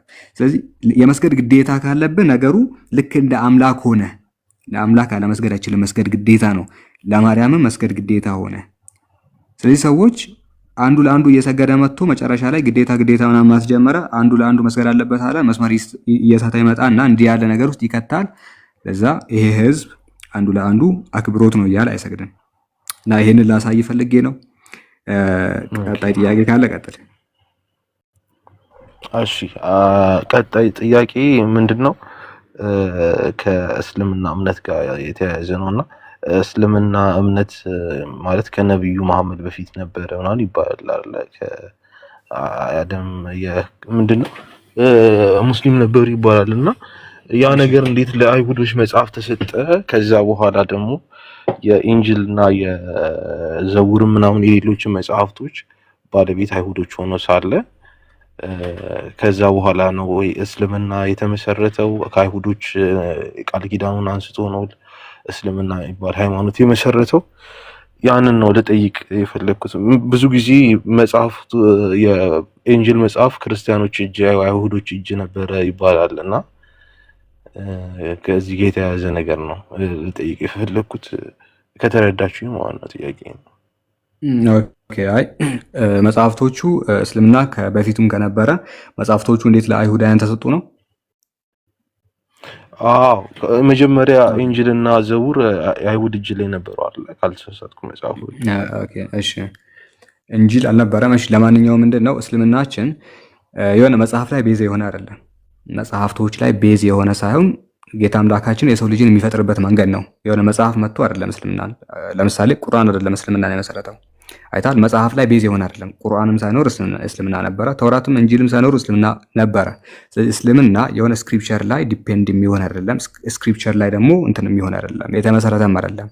እስልምና ስንለኛ ሙስሊሞች አምላክ የሰው ልጆችን ሁሉ የፈጠረበት መንገድ እያለ ነው። ቁርአን ምዕራፍ 30 ቁጥር 30 ላይ ምን ብሎ ይናገራል? ፈአቂም ወጅሀከ ሊዲን ሐኒፈን ፊጥረተላሂ ለቲ ፈጠረ ናስ ዐለይሃ ብሎ ይናገራል። ፊትህን ለሃይማኖት ቀጥ አድርግ፣ ያቺ አላህ ሰዎችን ሁሉ የፈጠረባትን መንገድ ያዟት አለ። ስለዚህ አምላክ ሰዎችን ሁሉ የሚፈጥርበት መንገድ ነው እስልምና የሚባለው። ይሄ ማለት ደግሞ የሰው ልጅ ሲፈጠር ሙስሊም ነው። ሙስሊም ነው ሲባል የሆነ ጺም አሳድጎ ሱሪ ያሳጥሮ ቁርአን ይዞ ምን ይወለዳል አይደለም። እሺ ትክክለኛ ጎዳና ላይ ሆኖ ይመጣል ነው እያልን ያለ ነው። እና እንደዛ ነው። ከዛ በኋላ ፈአበዋሁ ዩሐዊዳኒሂ አው ዩነስራኒሂ አው ዩመጂሳኒ፣ ወላጆቹ አይሁድ ከሆኑ አይሁድ ያደርጉታል በስርዓቱ መሰረት። ክርስቲያን ከሆኑ ደግሞ በ40 ወይ በ80 ምናምን ቀን ክርስቲያን ያደርጉታል አጥምቀው። ወይ ደግሞ ዞሪስቲያኒዝም ከሆኑ ዞሪስቲያንስ ያደርጉታል። ነገር ግን ፊጥራው የልጁ መሰረታዊ ማንነቱ እስልምና ነበር፣ ትክክለኛ ጎዳና ነበር ብሎ ይናገራል። ያ ከሆነ ቀደምት ነቢያትም ሙስሊሞች ነበሩ። ልክ ቁርአንም ሲናገር ማካነ ኢብራሂሙ የሁድየን ወላ ነስራንያ ወላኪን ካነ ሐኒፈን ሙስሊማ ይላል። አብርሃም አይሁድም ክርስቲያንም አልነበረም፣ ነገር ግን ወደ ቀጥተኛ መንገድ የተዘነበለ ሙስሊም ነበር ይላል። ስለዚህ አብርሃም ሙስሊም ነበር። ሙስሊም ያደረገው የሆነ መጽሐፍ ተውራት ምናምን ስለተሰጠው አይደለም፣ የሆነ መጽሐፍ ስለተሰጠው ምናምን አይደለም ሙስሊም የሆነው። ኦኬ ጌታ አምላክ እጅህን ለእኔ ስጣለው፣ እጁን መስጠቱ ለአምላክ መታዘዙ ሙስሊም ያሰኘዋል። መጽሐፍ ስለተሰጠው ቁርአን ምናምን ስላለ አልነበረም በወቅቱ፣ ወይ ደግሞ የሆነ መጽሐፍ ይዞ ስለመጣ ሳይሆን ምንድነው ለአምላክ ታዛዥ ስለሆነ ሙስሊም ተባለ። ስለዚህ ሙሴም እንደዛው፣ ሌሎች ነቢያትም እንደዛው። ለእነዚህ ነቢያት ህዝቦቻቸውን ይመሩበት ዘንድ መለኮታዊ መጽሐፍ ይወርድላቸዋል። ተውራት ይወርድላቸዋል፣ ኢንጂልም ይወርድላቸዋል፣ ዘቡርም ወርዶላቸዋል እና በህይወት በነበሩበት ጊዜ እዚሁ ምድር ላይ ያሉ በዚህ መጽሐፍቶች ያስተምራሉ። ሁለተኛ ግልጠተ መለኮት ሪቨሌሽን ነበሩ መጽሐፍቶቹ፣ ስለ አንዱ አምላክ የሚሰብኩ ሁለተኛውን አምላክ የሚያስተምሩ መጽሐፍቶች ነበሩ። ከዛ በኋላ እነዛ ነቢያት ሲሞቱ የሚቀሩ አይሁዳውያን ናቸው ወይ ደግሞ ሌሎች ህዝቦች ናቸው። እነዚህ ህዝቦች ደግሞ ምንድነው የሚያደርጉት? ምዕራፍ 2 ቁጥር 75 ላይ ሱረቱል በቀራ ምዕራፍ 2 ቁጥር 75 ላይ ጌታ አምላካችን እንደተናገረው ጥቂት የሆነ ዋጋ ሊገዙበት ወይ ደግሞ የሆነ አዲስ አስተምሮ ይፈጥሩና ይሄ አስተምሮታችን እኮ መጽሐፍ ላይ አለ የሚለውን ነገር ለማሳየት ምን ያደርጋሉ? ስክሪፕቸሩን ወደ ራሳቸው ያስጠጋሉ። ራሳቸው እንደሚፈልጉት ይተረጉሙታል፣ ራሳቸው እንደሚፈልጉት ይቀይሩታል፣ ይለውጡታል። ከዛ በኋላ ከጊዜ በኋላ ከዘመናት በኋላ ደግሞ የተቀየሩ የተጨመረባቸው የተቀነሰባቸው መጽሐፍቶች የአይሁዳውያን እጅ ላይ መጣ፣ የክርስቲያኖች እጅ ላይም ደረሰ። ስለዚህ ከዛ በፊትም እውነተኛ ራእይ ነበረ። የዚያ እውነተኛ ራእይ ባለቤቶች ደግሞ ነቢያቶች ነበሩ። ነቢያቶች ደግሞ ሙስሊሞች ነበሩ እና እንደዛ ብለን እናምናለን። ግልጽ ያልሆነልህ ነገር ካለ ኢምራን የሚጨምረው ነገር ካለ ይጨምርልሃል። ኢምራን ቀጥል። ወንድሞች ይዙት ምናልባት ሊሄደበት ብዬ ነው ማለት በስነ ቁፋሮ ምናምን ደረጃ ከነብዩ መሐመድ በፊት ከመምጣታቸው በፊት እንግዲህ ከእሳቸው በኋላ ነው ብዙ ጊዜ እንደዚህ እንትን የተባለው ብዬ እኔ እንትን ስለምል ነውና ከእሳቸው በፊት እስልምና ማለት ወይ ነብዩ መሐመድ እንትን ከማለታቸው በፊት በቁፋሮ ደረጃ ወይም በአርኮሎጂካል እንደዚህ የተገኘ ነገር ነበረ ማለት እስልምና ስለመኖሩ አዳም ስለመኖሩ በቁፋሮ የተገኘ ነገር አለ እንደ ኤርሚያስ? አይ ስልሽ አሁን እንዴት እንደሆነ ታውቃለህ? አሁን ከጥንታዊ መጽሐፍ ምናምን ነገር ብዙ ጊዜ ማለት አዳም ስለመኖሩ ከነብዩ መሐመድ በኋላ ጀመረ ብዬ ነው ማለት። ቆይ እሺ ልምጣለህ። ግዴታ ነው እሱ መኖሩ? ቁፋሮ ነገር መኖር አለበት ግዴታ? ስልህ አሁን በምን ማረጋገጥ ይችላል ነው? ቁፋሮ ሳይሆን አዳም መኖሩን በምን እናረጋግጣለን ነው? አዳም መኖሩን በቁፋሮ ነገር እስቲ ፕሩቭ አድርግልኝ። ያ እንኳን እንደዛ እንኳን ሊሆን አይችልም። ግን እያልኩ ያለሁት እኔ ከነብዩ መሐመድ የግድ ቁፋሮ ካስፈለገ እስልምና ክርስትና ላይም ሊሰራ ይገባል። ለምሳሌ አንተ አንድ ጥያቄ ብጠይቅህ የግድ ያ ነገር በቁፋሮ ሊገኝ ይገባል ካልከኝ መጽሐፍ ቅዱስ ዘሌዋውያን ምዕራፍ 16 ላይ የሚናገረው የስርየቱ ቀን ስርዓቱ ራሱ መኖሩን የሚያመላክት የስነ ቁፋሮ እንትን የለም። ዘሌዋውያን 16 ላይ ያለው አንድ ካህን የስርየቱ ቀን ደደዮ ፈተናመንት እንደዛ አይነት ስርዓቶች መኖራቸውን የሚያመላክት ቁፋሮ የለም። አንተም ታውቃለህ። ግን እውነት ነው ብለህ ታምናለህ አንተ ጊዜ አይደለ? በቁፋሮም ባይኖር መጽሐፉ ላይ ብቻ አይተህ አይደለ? አዎ አንዳንድ ነገሮችን ስታይ ያው ስለ ክርስትና ስለመኖሩ የሚያሳዩ ነገሮች አሉ። ለምሳሌ ዘሌዋውያን 16 ላይ ካህኑ የሚያደርገው የስርየቱ ቀን ስርዓቱ ራሱ መኖሩን ታምናለህ? ዘሌዋውያን 16 ከቁጥር 8 ጀምሮ ያለው ያ መኖሩን ታሪክ ቁፋሮ ይናገራል? ነው ሁሉን ነገር አሁን ለምሳሌ በቁፋሮ ይገኛል ብዬ አላምንም። ግን ይናገራል ወይ? ፍንጭ የሚሰጥ ነገር ካለ ያ በቁፋሮ ይገኛል ወይ? ላይገኝ ይችላል። ከነኮ ላይኖር ይችላል። ውሸት ነው፣ በቃ ውሸት ነው። መጽሐፍ ቅዱስ ዋሽቷል። ዘሌዋውያን 16 ዋሽቷል። ምክንያቱም ቁፋሮ አልተገኘም ልበል ነው። አይ ልክ ነህ እኮ አንተ አሁን እንደዚህ ያንተ ጊዜ አይታል ምን ያንተ ጊዜ ምን መሰለህ ምንድነው ያደረከው? ያ ስርዓት መኖሩን የሚያሳይ የስነ ቁፋሮ ጥናት አለ ወይ ብዬ ጠየቅኩ። የለም ግን ስቲል እውነት ነው ትላለህ። አንተ ጊዜ የለም ግን እውነት ነው ትላለህ። ወደ ላይ ስንመጣ ግን ቁፋሮ ሊኖር ይገባል ካሌለ ግን ከባድ ነው ትላለህ። የኔ ጊዜ ለምንድን ነው የሚከብደው? ያንተ ጊዜ ለምንድን ነው የምታምነው? ልክ ነህ ሳላይ። አሁን እያልኩ ያለሁት እኔ ምናልባት ከተረዳኸኝ አሁን እኔም ልክ ዝም ብዬ ማምናቸውም ነገሮች አሉ። ለምሳሌ መጽሐፉ ላይ እንደተቀመጠው የምረዳው ነገር አለ። ግን ክርስትና ከመጅኬት ጀምሮ ነበረ ብትለኝ አሁን ለምሳሌ ከነብዩ መሐመድ በፊት ክርስትና እንደነበረ የተወሰኑ ነገሮች ፍንጮች ነገሮች ይኖራሉና እስልምና አንድ በእንደዚህ አይነት ነገር አለ ወይ? ትቀጥላለህ? ቆይ ከኔ ጋር ትቀጥላለህ? ቆይ ይሄ አይታል። ይሄ ሚዛናዊነት ያሌለው ሙጉት ይባላል ማለት ለራስ ሲቆርሱ ያሳነሱ የኔ ጊዜ ምንም ቢሆን ችግር የለውም ያንተ ጊዜ ነው ችግር ያለው የሚል አይነት ሙጉት ነው ያነሳው። እመጣልሃለሁ። ኢምራን ቀጥል። አዎ አይ ኤርሚ ያልተረዳው ነገር አለ ብዬ አስባለሁ።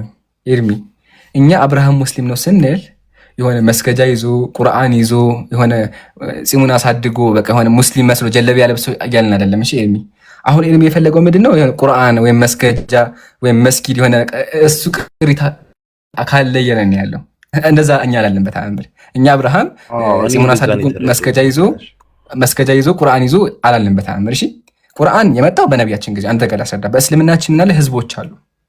እሺ አላሁ ሱብሓነሁ ወተዓላ ያስነሳቸው ህዝቦች አሉ። ምን አሉ? አይሁዶች አሉ፣ እንዲሁም ክርስቲያኖች አሉ። ታሪኩ ስንጀምር መጀመሪያ ኢብራሂም ነው አይደለ? ኢብራሂም የነቢያት አባት ነው። ኢብራሂም የነቢያት አባት ሆኖ ኢብራሂም ምን አስተማረ? አንድ አምላክን ማምለክ አስተማረ። በመጽሐፍ ቅዱስ ስንመጣ ኢብራሂም አንድ አምላክ አምላኪ ነበረ። አንድ አምላክን ካስተማረ በኋላ ከሱ በኋላ አላህ ዘሩን አበዛ። ኢብራሂም ዘሩ በዛ። ወጀዐልነ ሚንሁ ነቢይን ከማ ቃል ከኢብራሂም ዘር ነብይ ተነሳ። ነቢያት ሲነሱ ማስተማር ጀመሩ፣ ማህበረሰብ መመስረት ጀመሩ። ስለዚህ ማን ተመሰረተ? አይሁዶች ተመሰረቱ። አይሁድ ማለት አለዚነ ተሐወዱ ራሳቸውን ያገሉ አምላክን እናመልካለን ብለው ተነሱ፣ ወይም ደግሞ የይሁዳ ዘር ናቸው። ኦኬ ስለዚህ አምላካችን ያደረገ ነብይ ላከላቸው ህዝቦች ናቸው። በቃ አላህ አሰራ ህዝቦች ናቸው። የራሳቸው መመሪያ አላቸው። አንድ አምላክን ያመልካሉ። ስቲል ሙስሊም ናቸው። ለምን? አንድ አምላክ ስለሚያመልኩ። እኛ ሙስሊም እስልምና ነው አንድ አምላክ ማምለክ ነው። ኦኬ አልስቲስላሙ ሊላሂ ቢል ኢባዳ ለአላህ እጅና እግር ሰጥቶ ማምለክ ነው። ኦኬ ስለዚህ ህዝቦች ነበሩ፣ አይሁዶች ናቸው። የራሳቸው ስርዓት አላቸው። አላህ ያወርዳል መመሪያ አላቸው እንጂ እንደኛ አሁን ቁርአን ይዘን መስገጃ ይዘን አይደለም። በተአምር ቁርአን የመጣው አሁን ነው። መስገጃም ደግሞ አሁን ያለው እንጂ ድሮ በቆዳ ነው የሚሰገደው። ኦኬ ስለዚህ አምላካችን አይሁዳውያንን ካስነሳቸው በኋላና እነዛ ህዝቦች ከኖሩ በኋላ ድጋሚ ማን ተነሳ? ሌሎች ህዝቦች ተነሱ። የመሲሁ ህዝብ መጣ። መሲሆች ተነሱ፣ ወይም ደግሞ የኢየሱስ ህዝቦች ተነሱ። ስለዚህ አምላካችን ምን መሰጣቸው? መመሪያ ወንጌል ሰጣቸው። ስለዚህ ሌላ ህዝብ ደግሞ ተነሳ። የመጀመሪያ ህዝብ ማን ነበረ? አይሁዶች። ከቀጥሎ ደግሞ ማን መጣ? ክርስቲያኖች መጡ። ነሳራ ማለት ደግሞ እንደው ካልን አለዚነ ነሰሩ ኢሳን ሲደግፉ የነበሩ ሰዎች ተነሱ። እነሱ ተነስተው ትክክለኛውን መንገድ ካስተማሩ በኋላ አንድ አምላክ ማምለክ ካስተማሩ በኋላ ድጋሚ ምን ተነሳ? ስህተት ተነሳ። እርሱም ምንድነው? አምላክ ሶስት ነው ማለት ጀመሩ። ኢየሱስ አምላክ ማለት ጀመሩ። ኢየሱስ ተሰቀለ ማለት ጀመሩ። ስለዚህ ከቀጥተኛው መንገድ ወጡ። ሙስሊም ነበር እኮ ለምን? አንድ አምላክ ያመልኩ ነበር። በአላህ ህግ ይመሩ ነበር። በአላህ ህግ እየተመሩ ሳለ ምን ተፈጠረ? አምላክን መካድ ጀመሩ። እንደ አይሁዳውያን ምሳሌ አንድ አምላክ ቢያመልኩም መሲሁን ካዱ። መሲሁን ሲገዱ አምላካችን ሌላ ህዝብ ደግሞ አስነሳ። ቀጥሎ ምን ተፈጠረ? እንትኖች ሲክዱ አምላካችን ነብዩ ሰለላሁ ዐለይሂ ወሰለም አስነሳቸው። ነብዩ ሰለላሁ ዐለይሂ ወሰለም የመጨረሻው ነብይ ናቸው። የመጨረሻው ህዝብ ናቸው። አምላካችን ምን ቁርአን ላይ ትልከ ኡመቱን ቀድ ኸለት አለ። ብዙ ህዝቦች አልፈዋል። ስለዚህ ያለፉ ህዝቦች ነበሩ፣ የራሳቸው መመሪያ አላቸው፣ ግን ስቲል ሙስሊም ነበሩ። ሙስሊም ሆት ለምንድነው ካል የአላህን ቃል ይቀበሉ ነበር። ከሱም አልፎ ደግሞ አንድ አምላክ ያመልኩ ነበር። እኛ እስልምና የሚለው ይሄን ነው እንጂ እንዳሁኑ ቁርአን ይዘው በቀን 5 እየሰገዱ ሐጅ እያደረጉ ከዛ ደግሞ እንደኛ እንደ ዙል ሂጃ ይሄ አይደለም። በጣም እሱ ከጊዜ በኋላ የሚቀያየም መምለዘ አምላካችን ቁርአን ብሎ ይናገራል። ቅድም ሳላ እንደጠቀሰልህ ሊኩልን ጀዐልና ሚንኩም ሽርዐተ ወሚንሃጃ ለየሁሉም ህዝብ መመሪያና ህግ አለው አለ። ስለዚህ ህጋቸው ይለያይ ነበር። ቅሪት ላልከው ቅሪቱ አሁን ድረስ ስቲል ማግኘት እንችላለን። ምሳሌ የመጽሐፍ ቅሪቶች ብንመለከት ምሳሌ የተበረዘ ኮፒ እንኳን ቢሆኑ ቅሪቶቹ ራሱ እንደሚያሳዩት አብርሃም ሙስሊም እንደም ማየት እንችላለን። ወይም አንድ አምላክ እንደሚያመልክ ማየት እንችላለን። ሙሴ አንድ አምላክ እንደሚያመልክ ማየት እንችላለን። ወላ ሀታ እዚህ መጽሐፍ ላይ እንኳን አብርሃም አንድ አምላክ እንደሚያመልክ ሙሴ አንድ አምላክ እንደሚያመልክ ማየት እንችላለን። ኦኬ ስለዚህ ቅሪት ካልክ ያው ቅሪት ማግኘት እንችላለን። ግን ደግሞ ቅሪት አንተ እንዳልከው መጽሐፍ ይዘው ጺም አሳድጎ ሙስሊም የሚል የለም በተአምር። ይሄን ይመስላል። ወንድሞች ይቀጥሉ። አፎን አስረዘምኩት። ዊስፐርና ኢብራሂም ሀሳብ ካላችሁ ቀጥሉ። አይ እኔ ልቀጥል አይደለም፣ በጣም ደክሞኛል። ቀኑ ሙሉ ነበርኩና መልካም አዳር ልላችሁ ነው። እሺ አፎን። ሰላም አለይኩም ወራህመቱላህ። ወአለይኩም ሰላም ወራህመቱላህ። አየህ ጀዛከላሁ ኸይር ጀዛ። ነገ እንገናኝ ኢንሻአላህ። እነ ሰልማን ሀሳብ ካላቸው ፒኬ የምትለው ነገር አለ እዚህ ጋር? ኦኬ አይ ቲንክ የለም። ግልጽ ነው። ኤርሚያስ ተመልሶላል ማለት ኢምሩም ልክ ነሽ። ለአንድ አምላክ ይገዙ ነበረ፣ ያንን አምናለሁ።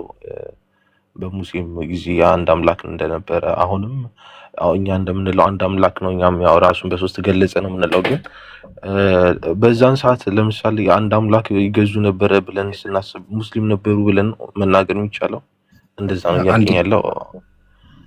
እሱንም እመልስልሃለሁኝ፣ ግን መጀመሪያ ካልከው ላርምህ። እሺ ያው ስህተት እንዳይሆን አርሜ ልሄድ። አሁን አብርሃም አንድ አምላክ እንደሚያመልክ እናምናለን፣ እኛም በአንድ አምላክ እናምናለን ብለሃል። በተአምር አንተ በአንድ አምላክ አታምንም። አንተ በሶስት አምላክ ነው የምታምነው። ራሱን በሶስት መንገድ የገለጸ አብ ወልድ መንፈስ ቅዱስ ተብሎ የሚታመን ሶስት አምላኮች ናቸው። አጋዕዝተ ዓለም የዓለም ገዢዎች ናቸው እንጂ አንድ አምላክ አታምንም። ለዛ ነው ቁርአን መጥቶ እናንተ የገሰጻችሁና አዲስ መመሪያ መጣው ወይም ደግሞ ያስተማረው ማለት አንደኛ። ሁለተኛ ደግሞ ምንድን ነው ያልከኝ? አብርሃም አንድ አምላክ ስለሚያመልክ ሙስሊም ማለት ይችላል እንዴ? አዎ ለዛ እኮ ነው እስልምና ራሱ እስልምና እኮ ኮንሴፕቱ ምንድነው? አልኢስቲስላሙ ሊላሂ ቢል ኢባዳ፣ በቃ ለአላህ እጅና እግር ሰጥቶ ማምለክ ነው። ተመልከት ቁርአን ምን እንደሚል። አንዴ ታብሌት ነው ተመልከት ቁርአን ምን እንደሚል ማለት ነው። ሱረቱል በቀራ ቁጥር 131 ላይ እንደዚህ ይላል፣ ጌታው ለእርሱ ለአብርሃም ታዘዝ ባለው ጊዜ መረጠው አለ። አምላክ አላህ ሱብሓነሁ ወተዓላ ኢብራሂም መረጠውና ሙስሊም ሁን። አርበኛው ነው አስለምት ይላል። አስለምታት ሙስሊም ሁን ወይም ታዘዝ ከሚል ትርጓሜ ነው ያለው። ስለዚህ አምላካችን ለኢብራሂም ምን አለው? ሙስሊም ሁን ታዘዝ አለው።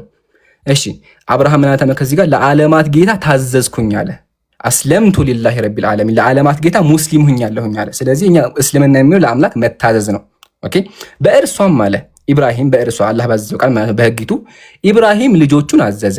ያዕቆብ እንደዚሁ ነብዩ ያዕቆብ ልጆች ሆይ አላህ ለእናንተ ሃይማኖትን መረጠ፣ ስለዚህ እናንተ ሙስሊሞች ሆናችሁ እንጂ አትሙቱ አላቸው። አያ ቀጥል፣ አሁን እንቀጥል። ያዕቆብማ ነብዩ ያዕቆብ ሞት በመጣበት ጊዜ ለልጆቹ ከኔ በኋላ ማንን ትገዛላችሁ ባለ ጊዜ ቀራቢዎች ነበራችሁን? አልነበራቸውም። እነርሱም አምላክህንና የአባቶችህን አምላክ የኢብራሂምን፣ የኢስማኤልን፣ የኢስሐቅን የአምላክ አንድ የሆነውን አምላክ እኛ ለእርሱ ፍጹም ታዛዦች ሆነን እናመልካለን። ለአላህ ሙስሊሞች ነው። ስለዚህ እኛ እስልምና የሚለው ይሄንን ነው እንጂ መመሪያዎቹ ይለያያሉ። ኦኬ ቁርአን የአሁኑ መመሪያ ነው። ከቁርአን በፊት ግን ወንጌል ነበር፣ ኢንጂል ነበር፣ ከሱ በፊት ደግሞ ተውራት ነበር። የተለያዩ መመሪያዎች ነበሩ። መመሪያዎቹ ቢበረዙ ነበሩ። ከዛ በኋላ አምላካችን ያደረገ የመጨረሻው መመሪያ ወይም ደግሞ የመጨረሻውን ኡማ አስነሳ። ኡመቱ ሙሐመድ ሰለላሁ ዐለይሂ ወሰለም የመጨረሻው ህዝብ ደግሞ ይሄ ህዝብ ነው። ከዚህ በኋላ ሌላ ህዝብ የለም። ግልጽ ነው። ወንድሞች ይጨምሩለት።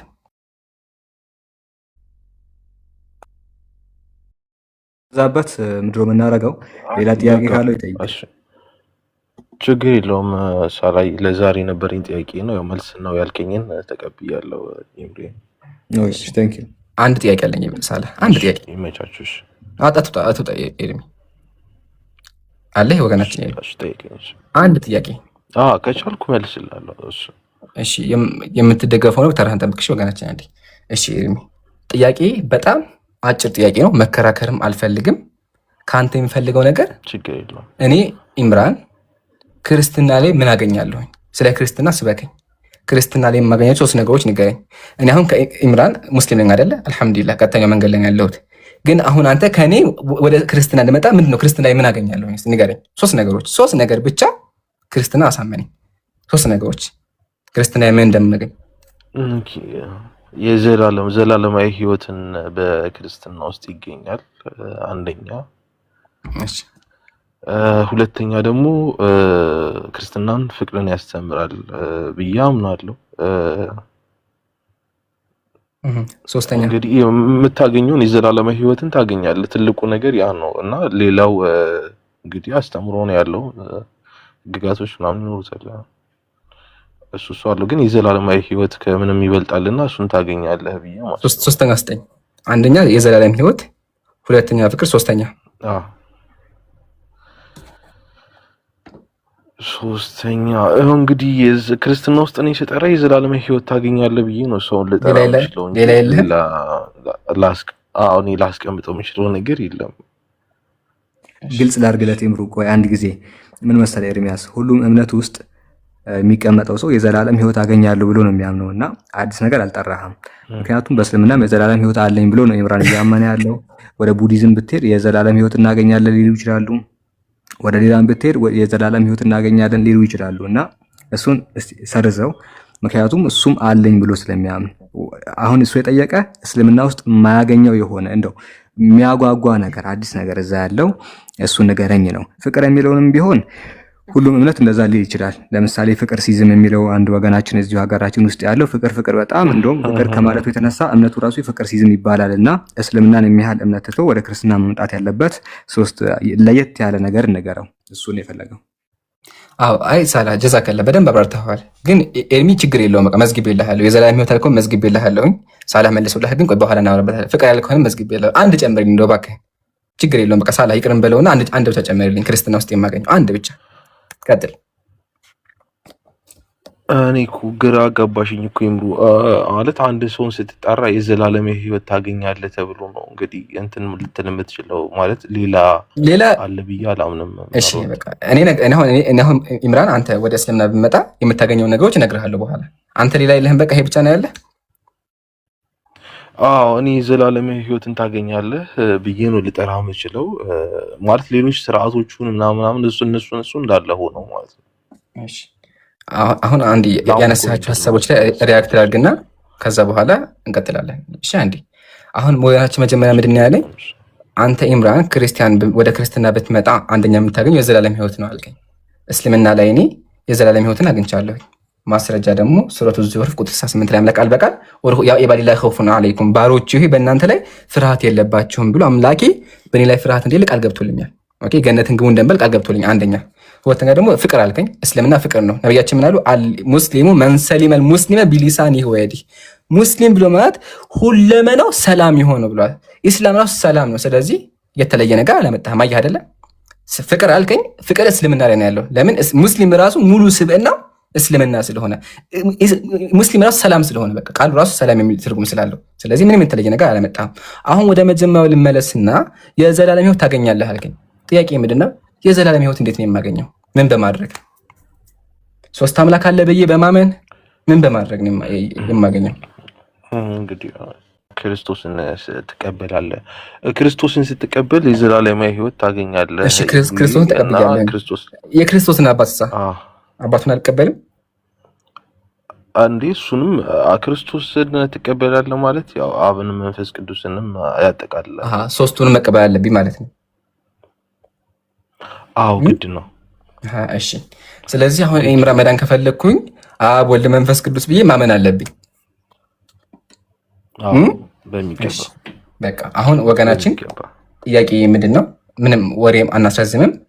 የት ላይ ነው እንደዛ ብለህ መን የሚለው? መጽሐፍ ቅዱስ ላይ ችግር የለውም። በቃ አሁን እየተዳደርኩ ድርድር ላይ ነው ያለሁትና ችግር የለውም። በቃ መጽሐፍ ቅዱስ አውጥቻለሁኝ። የት ላይ ነው አብ ወልድ መንፈስ ቅዱስ ብለህ መንና ትድናለህ የሚለው የት ላይ ነው? አሳየኝ። አይ እንትን ማቴዎስ ላይ አይ ቲንክ ካልተሳሳትኩኝ እንደዚህ አይነት ነገር አለ። ማቴዎስ ላይ እስቲ ማቴዎስ ምን ላይ? ኧረ ጉድ እኮ ነው። ማቴዎስ ላይ ሲያሳይ ማቴዎስ ምን ላይ? እኔ ማቴዎስ አንደው እንደዛ የሚል አላገኘሁም። አብ ወልድ መንፈስ ቅዱስ ብለህ መንና ትድናለህ የሚል ካለ ስጠኝ ደስ ይለኛል። እንደውም ይገርምሃል መጽሐፍ ቅዱስን ሳነብ መዳን ያለው አንድ አምላክ በማምለክ ነው የሚለው። ስለዚህ እኔ እስልምና እንደገፈ እንደውም አጠራጠቀ እንደውም ክርስትና ልቀበል ይቅርና እስልምና እንድጠነክር እያደረከኝ ያለው በጣም ወገኔ የሚ ተባረክ እስልምና ያጠነቀርከኝ። ለምን መጽሐፍ ቅዱስን ሳነበው ምንድነው አንድ አምላክ አምልክ ነው የሚለው። እናንተ ደግሞ ሶስት አምላክ። ስለዚህ ትክክል አይደላችሁ፣ መጽሐፋችሁ ራሱ አይደግፋችሁም። ስለዚህ ጥያችኋለሁ ማለት ነው። ስለዚህ እንደውም ወገናችን የሚ ከማሳመን አልፈህ እስልምና ያጠንክረኛ ክርስትና እንድጠላው እያደረከኝ ያለው። ስለዚህ ቶሎ ብለህ አብ ወልድ መንፈስ ቅዱስ የሚል የት ላይ ነው ያለው? በአብ ወልድ መንፈስ እመን ትድናለህ የሚል የት ላይ ነው ያለው? ካላመጣህልኝ በቃ ክርስትና ትቼዋለሁ ማለት ነው። እድሉ አለፈህ ማለት ነው። ትልቅ እድል ነበር የሰጠው። ቀጥል ወንድሜ ሳላ። ያ እንትን ስትመጣ ሶስት ስም የተጠቀሰበት ቦታ አይደለም የጠየቀህ። እሺ ሶስት ስም ያለበት ቦታ ሳይሆን በእነዚያ ሶስት ስም ያመነ ይድናል የሚለውን ነው የምታመጣው። ማቴዎስ 28ን አይደለም። ያው ፍንጭም ደስተ በዛው ሶስት ስም ያለበትን ሳይሆን ሶስት በነዚያ ያመነ ሰው በቃ ጀነት ይገባል ወይም መንግስት ሰማያት ይወርሳል የሚለውን እሱን አምጣለን። አይ ማቴዎስ 28 ላይም ነበረ ሳላ ቀድመኛል። እሺ በክርስቶስ ያመነ የዘላለም ሕይወት አለው የሚለው ነው የፈለከው? በክርስቶስ ምን ብሎ ያመነ ሳላ? ቆይ አንዴ በክርስቶስ ስለህማ በክርስቶስ ብቻ ማመን የለብህም። በአባቱ ምን እኮ አልከኝ አይደል? እኔ ተስማምቼ ነበር። በክርስቶስ ላምን ነበረ፣ ግን ደግሞ ክርስቶስ አባት አለው አይደለ? ኢየሱስ አባት አለው አይደለ? ኤርሚ አባቱና ክርስቶስ ይለያዩ፣ ሁለት ናቸው አይደለ? አባቱና ክርስቶስ በአካል ሁለት ናቸው። ልክ ነህ። ስለዚህ አሁን እኔ በክርስቶስ ብቻ ማመን ሳይሆን የሚጠበቅብኝ በአባቱ ማመን አለብኝ ማለት አይደለ? በአባቱ ከከርኩ እድናለሁ፣ በኢየሱስ ብቻ ባምን እድናለሁ። አይ እንደዚህ የሚል አስተምሮ የለም ክርስቶስ በቃ። ስለዚህ እሱን ያልኩህ። ስለዚህ ኢምራን መዳን ከፈለግ አብ ወልድ መንፈስ ቅዱስ እመን የሚል ከቁርአን ሳይሆን ከገዛ መጽሐፍ አሳየኝ፣ ከዛ አሳምነኝ። ከቁርአን እኮ አይደለም ከራስ መጽሐፍ አብ ወልድ መንፈስ ቅዱስ በእመን የሚል ማለት ነው። የት ላይ ነው ያለው? ከሌለ ካላመጣህልኝ አብ ወልድ መንፈስ ቅዱስ እኮ አብ ወልድ መንፈስ ቅዱስ አጥምቃቸው የሚል አለ። በክርስቶስ እመን። እኔ እኮ መጠመቅ መቼ አንድ ሰው የሚጠመቀው ምን ከሆነ በኋላ ነው ብዬ የሚጠመቀው ምን ከሆነ በኋላ ነው የሚጠመቀው። አንድ ሰው ምን ከሆነ በኋላ ነው? ካመነ በኋላ አይደለ? ኢምሩ ሪፈረንስ መጽሐፎች አሉ። ቆይ ኤምዬ አንዴ አሉ ሳይሆን ማየት አለብን። ቆይ ላናገኛቸው የምንችላቸው ነገሮች። ስለዚህ መጽሐፍ ቅዱስ ላይ የለም እንዴ? ቆይ ኢምሩ ግን እኔ ጣልቃ እንዳልገባ እንጂ አንዳንዴም ከቁርአን ማናገኛቸው ነገሮች ነው ይችላሉ። ሐዲስ ላይ ያለው ቁርአን ላይ ስለ ተውሂድ ሁሉም ነገር፣ ስለ እምነት ሁሉም ነገር አለ። ቁርአን ላይ የቀረ ነገር የለም። ኤርሚ እሺ የኔ ልመልስና ቆሜ ቁርአን ላይ ሳልገባ እንደዛ ሳይሆን ቁርአን ላይ ምን መሰለህ፣ ለምሳሌ አይፎን ስልክ አለ ወይ ምናምን ብትል የለም። ይሄ ስለ ድነት አይደለም የሚናገረው። ስለ ድነት የሚናገረው ሁሉም አለ። ስለ ድነት የሚናገረው ነገር ለምንድን ነው መጽሐፍ ቅዱስ ላይ ያለው? ስለ ድህነት ምን ያልተነገረ ነገር አለ መጽሐፍ ቅዱስ ላይ? አሁን እሱ በአብ በወልድ መንፈስ ቅዱስ በእነሱ በሶስቱ እመኑና ትድናላችሁ የሚለው የቱ ጋር ነው ያለው? እኮ ስለ በሶስቱ እመኑ ምናምን ሳይሆን ተብሎ የተጻፈው በአብ በወልድ መንፈስ ቅዱስ ስም አጥምቋቸው የሚል አለ። ጥምቀት ከእምነት በኋላ ነው የሚመጣው ወይስ በፊት ነው የሚመጣው?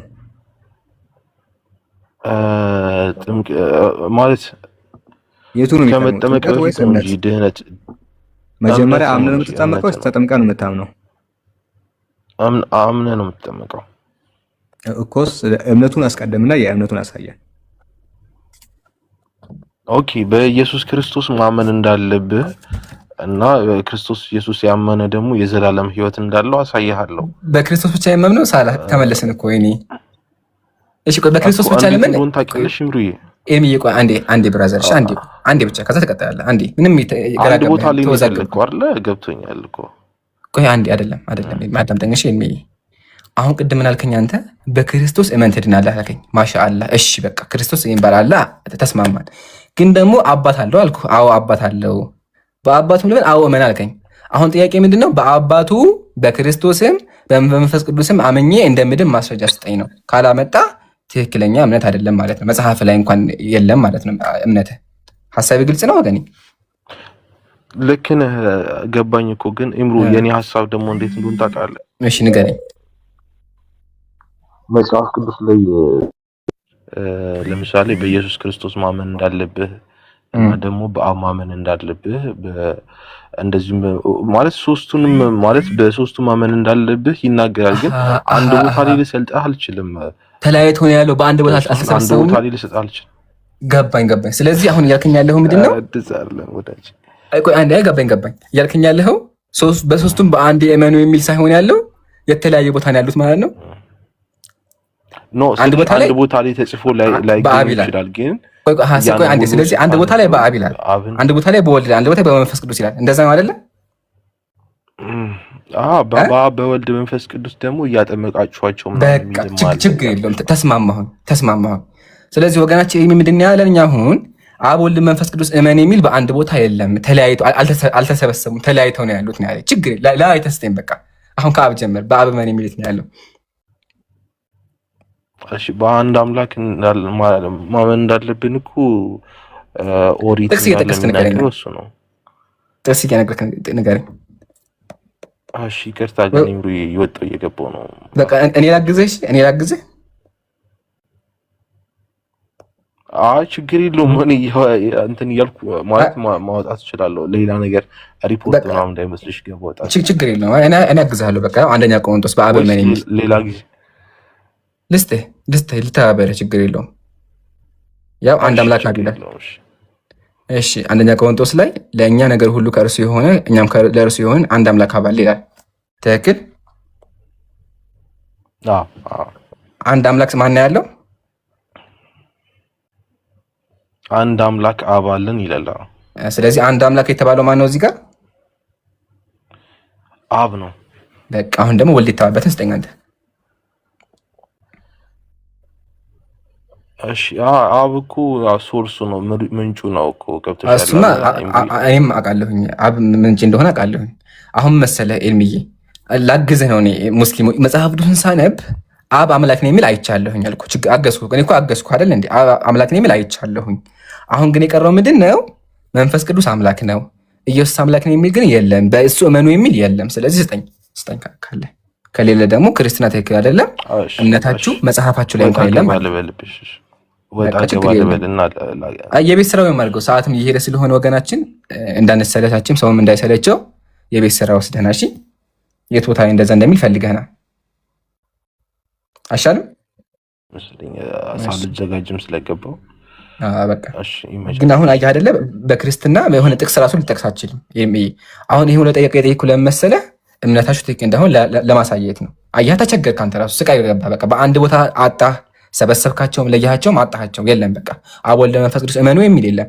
መጽሐፍ ቅዱስ የሚያስተምረው አንድ አምላክ አብ አለን የሚለው እንጂ ሌላ አምላክ አለ የሚል የለም። ስለዚህ ኤልምዬ አንተ እምነትህ መጽሐፍ እንኳ አይደግፍህም። ስለዚህ እኔ ኢምራን እንኳን እናንተ ሊከተላችሁ ይቅርና እምነትህ ያጠነከራችሁ። አመሰግናለሁ።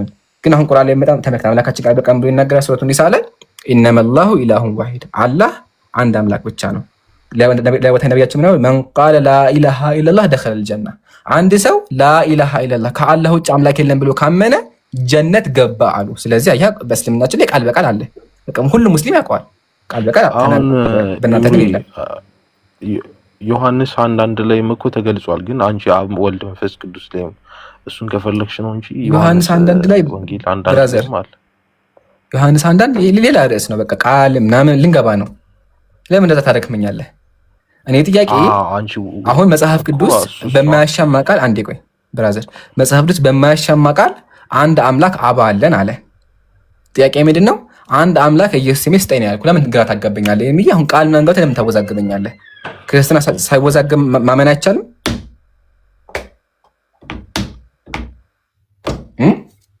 አይ በቃ ይመች። ለማንኛውም አንድ ነገር ማለት ይቻላል ማለት ያው ለወርድም ስለሆነ ከመውረድ በፊት ኤልምዬ አንድ ሰበር ዜና ልንገርህ ከይቅርታ ጋር፣ ከዛ ትቀጥላለሽ ብራዘር። ሰበር ዜና መሰለህ ኤልምዬ 1000 ዓመት እንኳን ወስደህ አንተ ልጆችህም እስከ መጨረሻ ትወዱ እንኳን ብትፈልጉ መጽሐፍ ቅዱስ ላይ እንደው በግሪኩም በግዕዙም ገልብጠህን ብታነበው እንደዛ የሚል ጥቅስ የለም። ወረበል ካባ የለም። ከሆኑ ልንገርህ፣ ለዛ ነው ቤተክርስቲያን ቄሶች ራሱን ይናገራሉ። መጽሐፋቸው ባሳያሁን ባወጣልህም ብሎ አጣለክ። እንደውም ይኸው የስላሴ ሚስጥር ወይም ደግሞ ይሄ አምላክ ሶስት አምላክ እመኑ የሚለው ሚስጥር ማንም አያውቀውም ብሎ ይናገራሉ። ስለዚህ ይሄም ያትልፋሽ ልንገርህ፣ አሁን ሰዓት ሲፍ ላድርግልህ። ሰዓት ታውቃለህ ብዙ ነገር ቆይ ላውጣልህ። ያው የስላሴ ሚስጥር ከሁሉም የተደበቀ እንደሆነ እንመልከት። አንዴ ከዛ ትቀጥላለህ።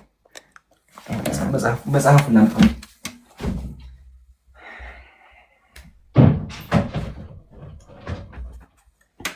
ሳላ እስከዛው አንዴ አውራ። መጽሐፉ ላምጣው። ይሰማል? ትሰማለህ። አይ ችግር የለውም። ሰዓት ውሰድና አምጣ። እሺ ጋይስ እንግዲህ ኢምራን ተመልሷል። ቪዲዮ ፖስትም አድርጓል። ያንን ቪዲዮ ገብታችሁ ኮፒ ሊንክ አድርጉለት። ባረከላሁ ፊኩም። የምትደገፈው እስቲ አንተ ትጠይቃለህ፣ ችግር የለውም። ይሄን ያሳይና እሱ ቀጣይ አንተ ነው የምትገባው። ኤርሚያስ ሊወጣ ነው፣ አንተ ትቀጥላለህ፣ ችግር የለውም። እሺ ኢምራን አመጣ። አይ ቆይ በቃ በሞባይል ላውጣው። መጽሐፉ ከጎን ያስቀምጨው ነበር ብዙ ሰዓት ቆይ በቃ አንዴ፣ ችግር የለውም። እስካሁን ስለቆየ እናመሰግናለን። ያው ግን የትምህርት ጉዳይ ስለሆነ እሺ አንዴ ያው በቃ አውጥቼዋለሁ። ይታያል ወገኔ ኤርሚ ይታያል ብለር ነው ግን እሺ መጽሐፉ ከፈለክ ካለኝ አሁን ግን ሰዓት ለመቆጠብ በፒዲኤፍ ላሳይክ። እሺ አሁን ይታያል። እሺ ሰይፈ ስላሴ ፔጅ 1203 እንደዚህ ይላል። ሚስጥርህ አለ ከሰውና ከመላእክት ከማንኛውም ፍጥረት የተደበቀ ነው አለ። ስለዚህ ወገኔ ኤርሚያስ የስላሴ ሚስጥር አታውቀውም። እሺ የፈለግከውን ሰዓት እንኳን ወስደህ ብታነብ የለም። ስለዚህ አትልፋ እና ጥሪ የምድን ነው። እምነትህ ትክክል አይደለም። እምነትህ ትክክል ቢሆን ግን ከመጽሐፍ ቅዱስ ታሳይ ነበረ። ግን መጽሐፍ ቅዱስ ላይ እንደዛ የሚል ጥቅስ አላገኘህም። ጨርሻለሁኝ የሚል እናመሰግናለን። ሌላ ጊዜ መተህ ማስረጃውን እንደምታሳይ ተስፋ አደርጋለሁ፣ ካገኘህ ማለት ነው። ሀሳብ ካለ ስጠኝ። እሺ ሀሳቢ ምንድን ነው?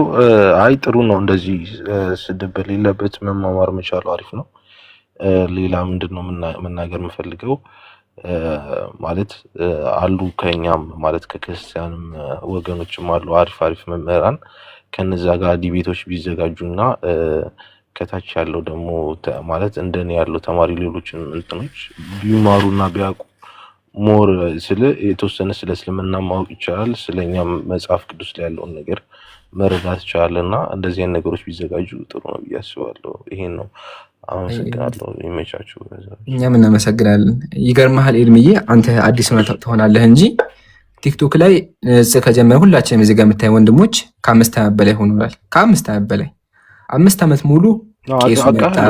በፊት አውቃለሁ ምናልባት እንትን ስም ቀይረህ ነው? እኔም እኮ አዲስ አልሆንክብኝም። የሆነ ጊዜ ማቅ ይመስለኛል ስም ቀይረህ ነው? አዎ ሎያሊቲ የሚል እንትን ነበረኝ ስም ይመጥልኛል።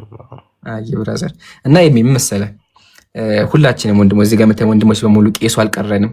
ወላሂ እልሃለሁ አታምነኝ ላታምን ትችላለህ፣ ግን የጳጳስ ቁጥር ተቀብለን ራሱ ደውለናል። ወላሂ እያልኩ ደውለናል፣ ግን ምንም መልስ አላገኘንም።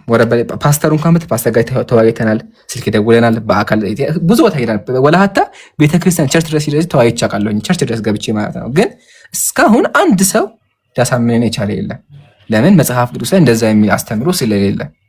ግን አሁን ኤምዬ አንተ የምታውቀው ቄስ ካለ፣ የምታውቀው መምህር፣ የምታውቀው ፓስተር ካለ ይዘውናና ሊሰብከን ይችላል። እኛ ክፍት ነን፣ መሰበክ እንፈልጋለን። ስለ ክርስትና እየጠየቅን ያለ ነው። እንዲሁም ጠይቁን፣ እስልምናችን ትክክል ነው ያለ። ስለዚህ መተው መጠየቅን መወያየትም እንችላለን። ግን ችግሩ አጣናቸው። የት እናገኛቸው? የት ይገኙ ነው? ሊያስተምር የሚችል አካል ከየት ይምጣ ነው? እና እሱ ነው። ስለፈልገ ካለ እውቀት አለ የምትል ክርስቲያን ካለ አምጣልኝ። እሺ ለስነ ስርዓትና ለነበረን ቆይታ በጣም እናመሰግናለን። ጥያቄዎች ካሉ ይዘህናል። እሺ እናመሰግናለን።